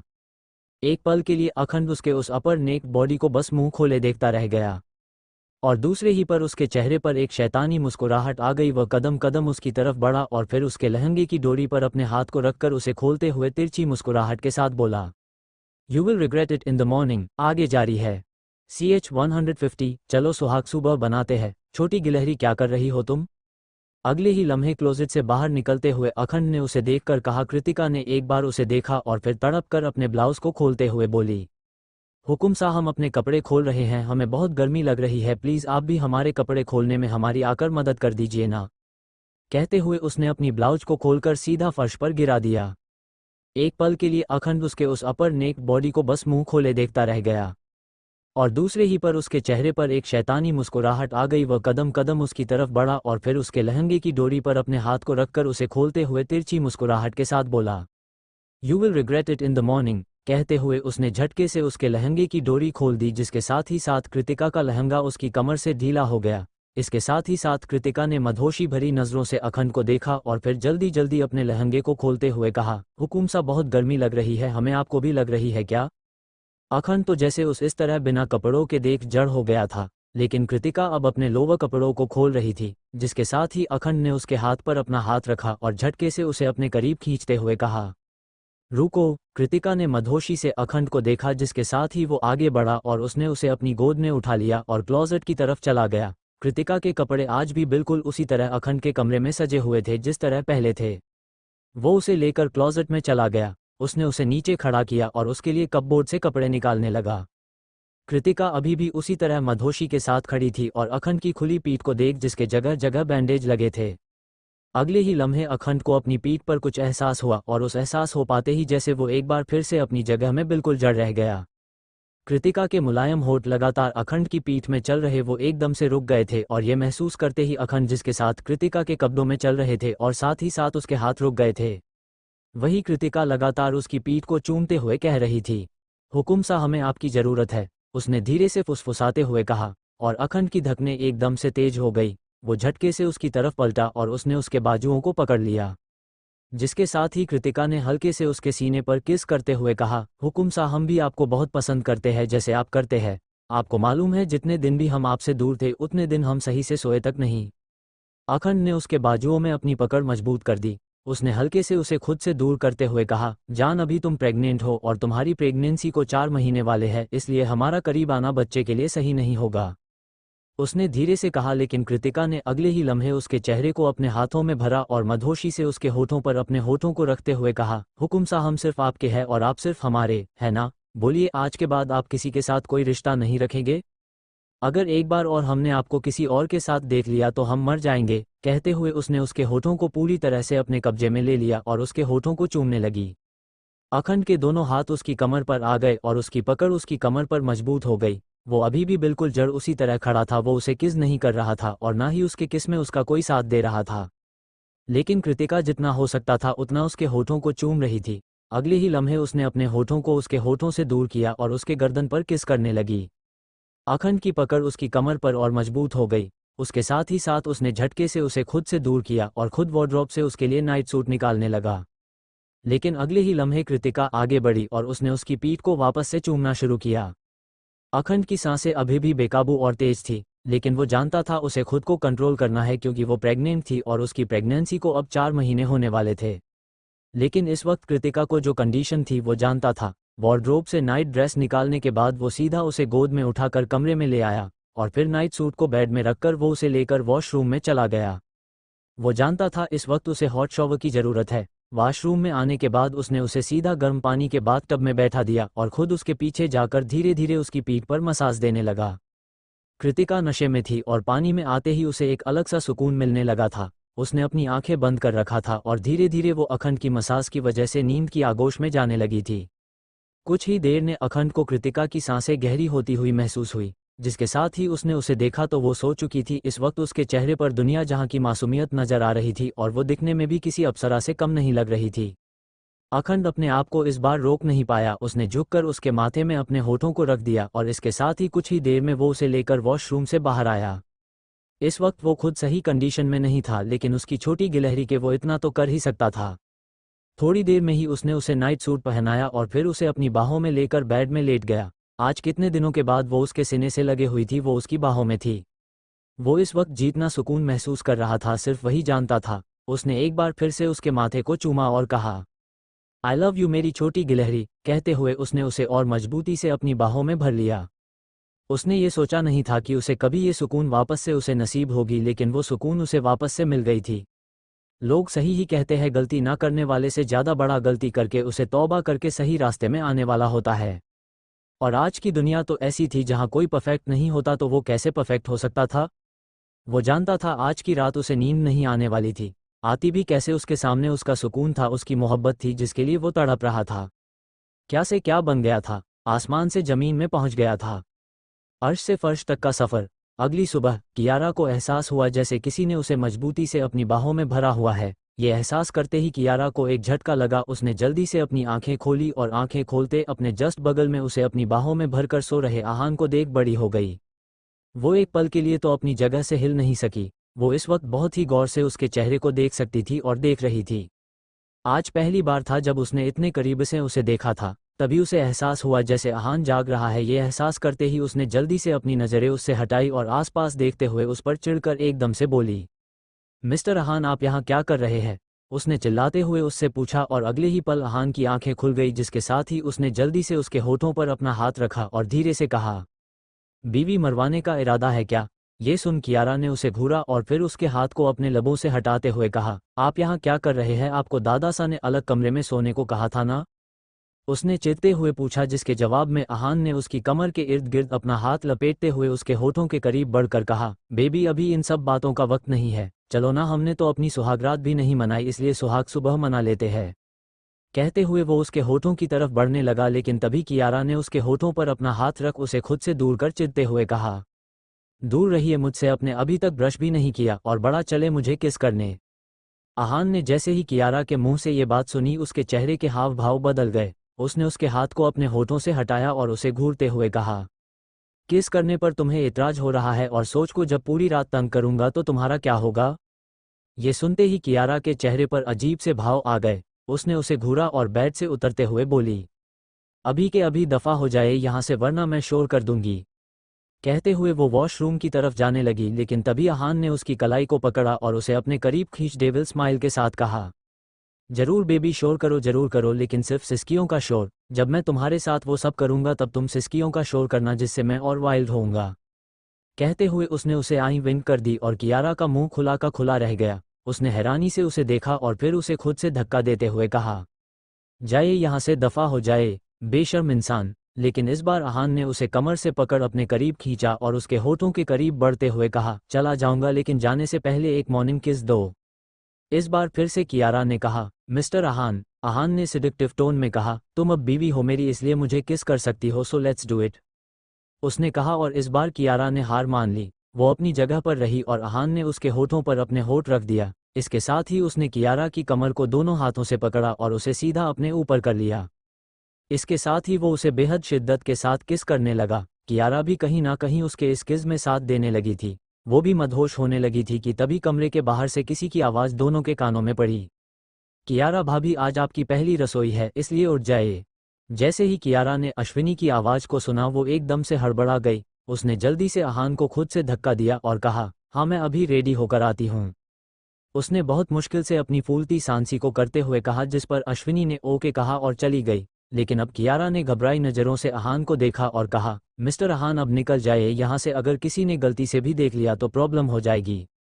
आहान भी सिचुएशन समझ चुका था।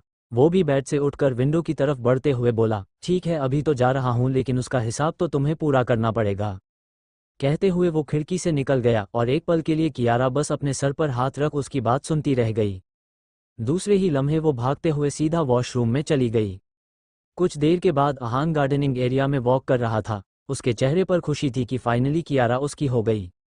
हाँ, पूरी तरह से नहीं हुई, लेकिन वो भी जल्दी ही हो जाएगी, वो जानता था। वो वॉक कर जो रहा था कि तभी उसके कानों में किसी की आवाज़ पड़ी, आहान आपको कल यूरोप जाना है।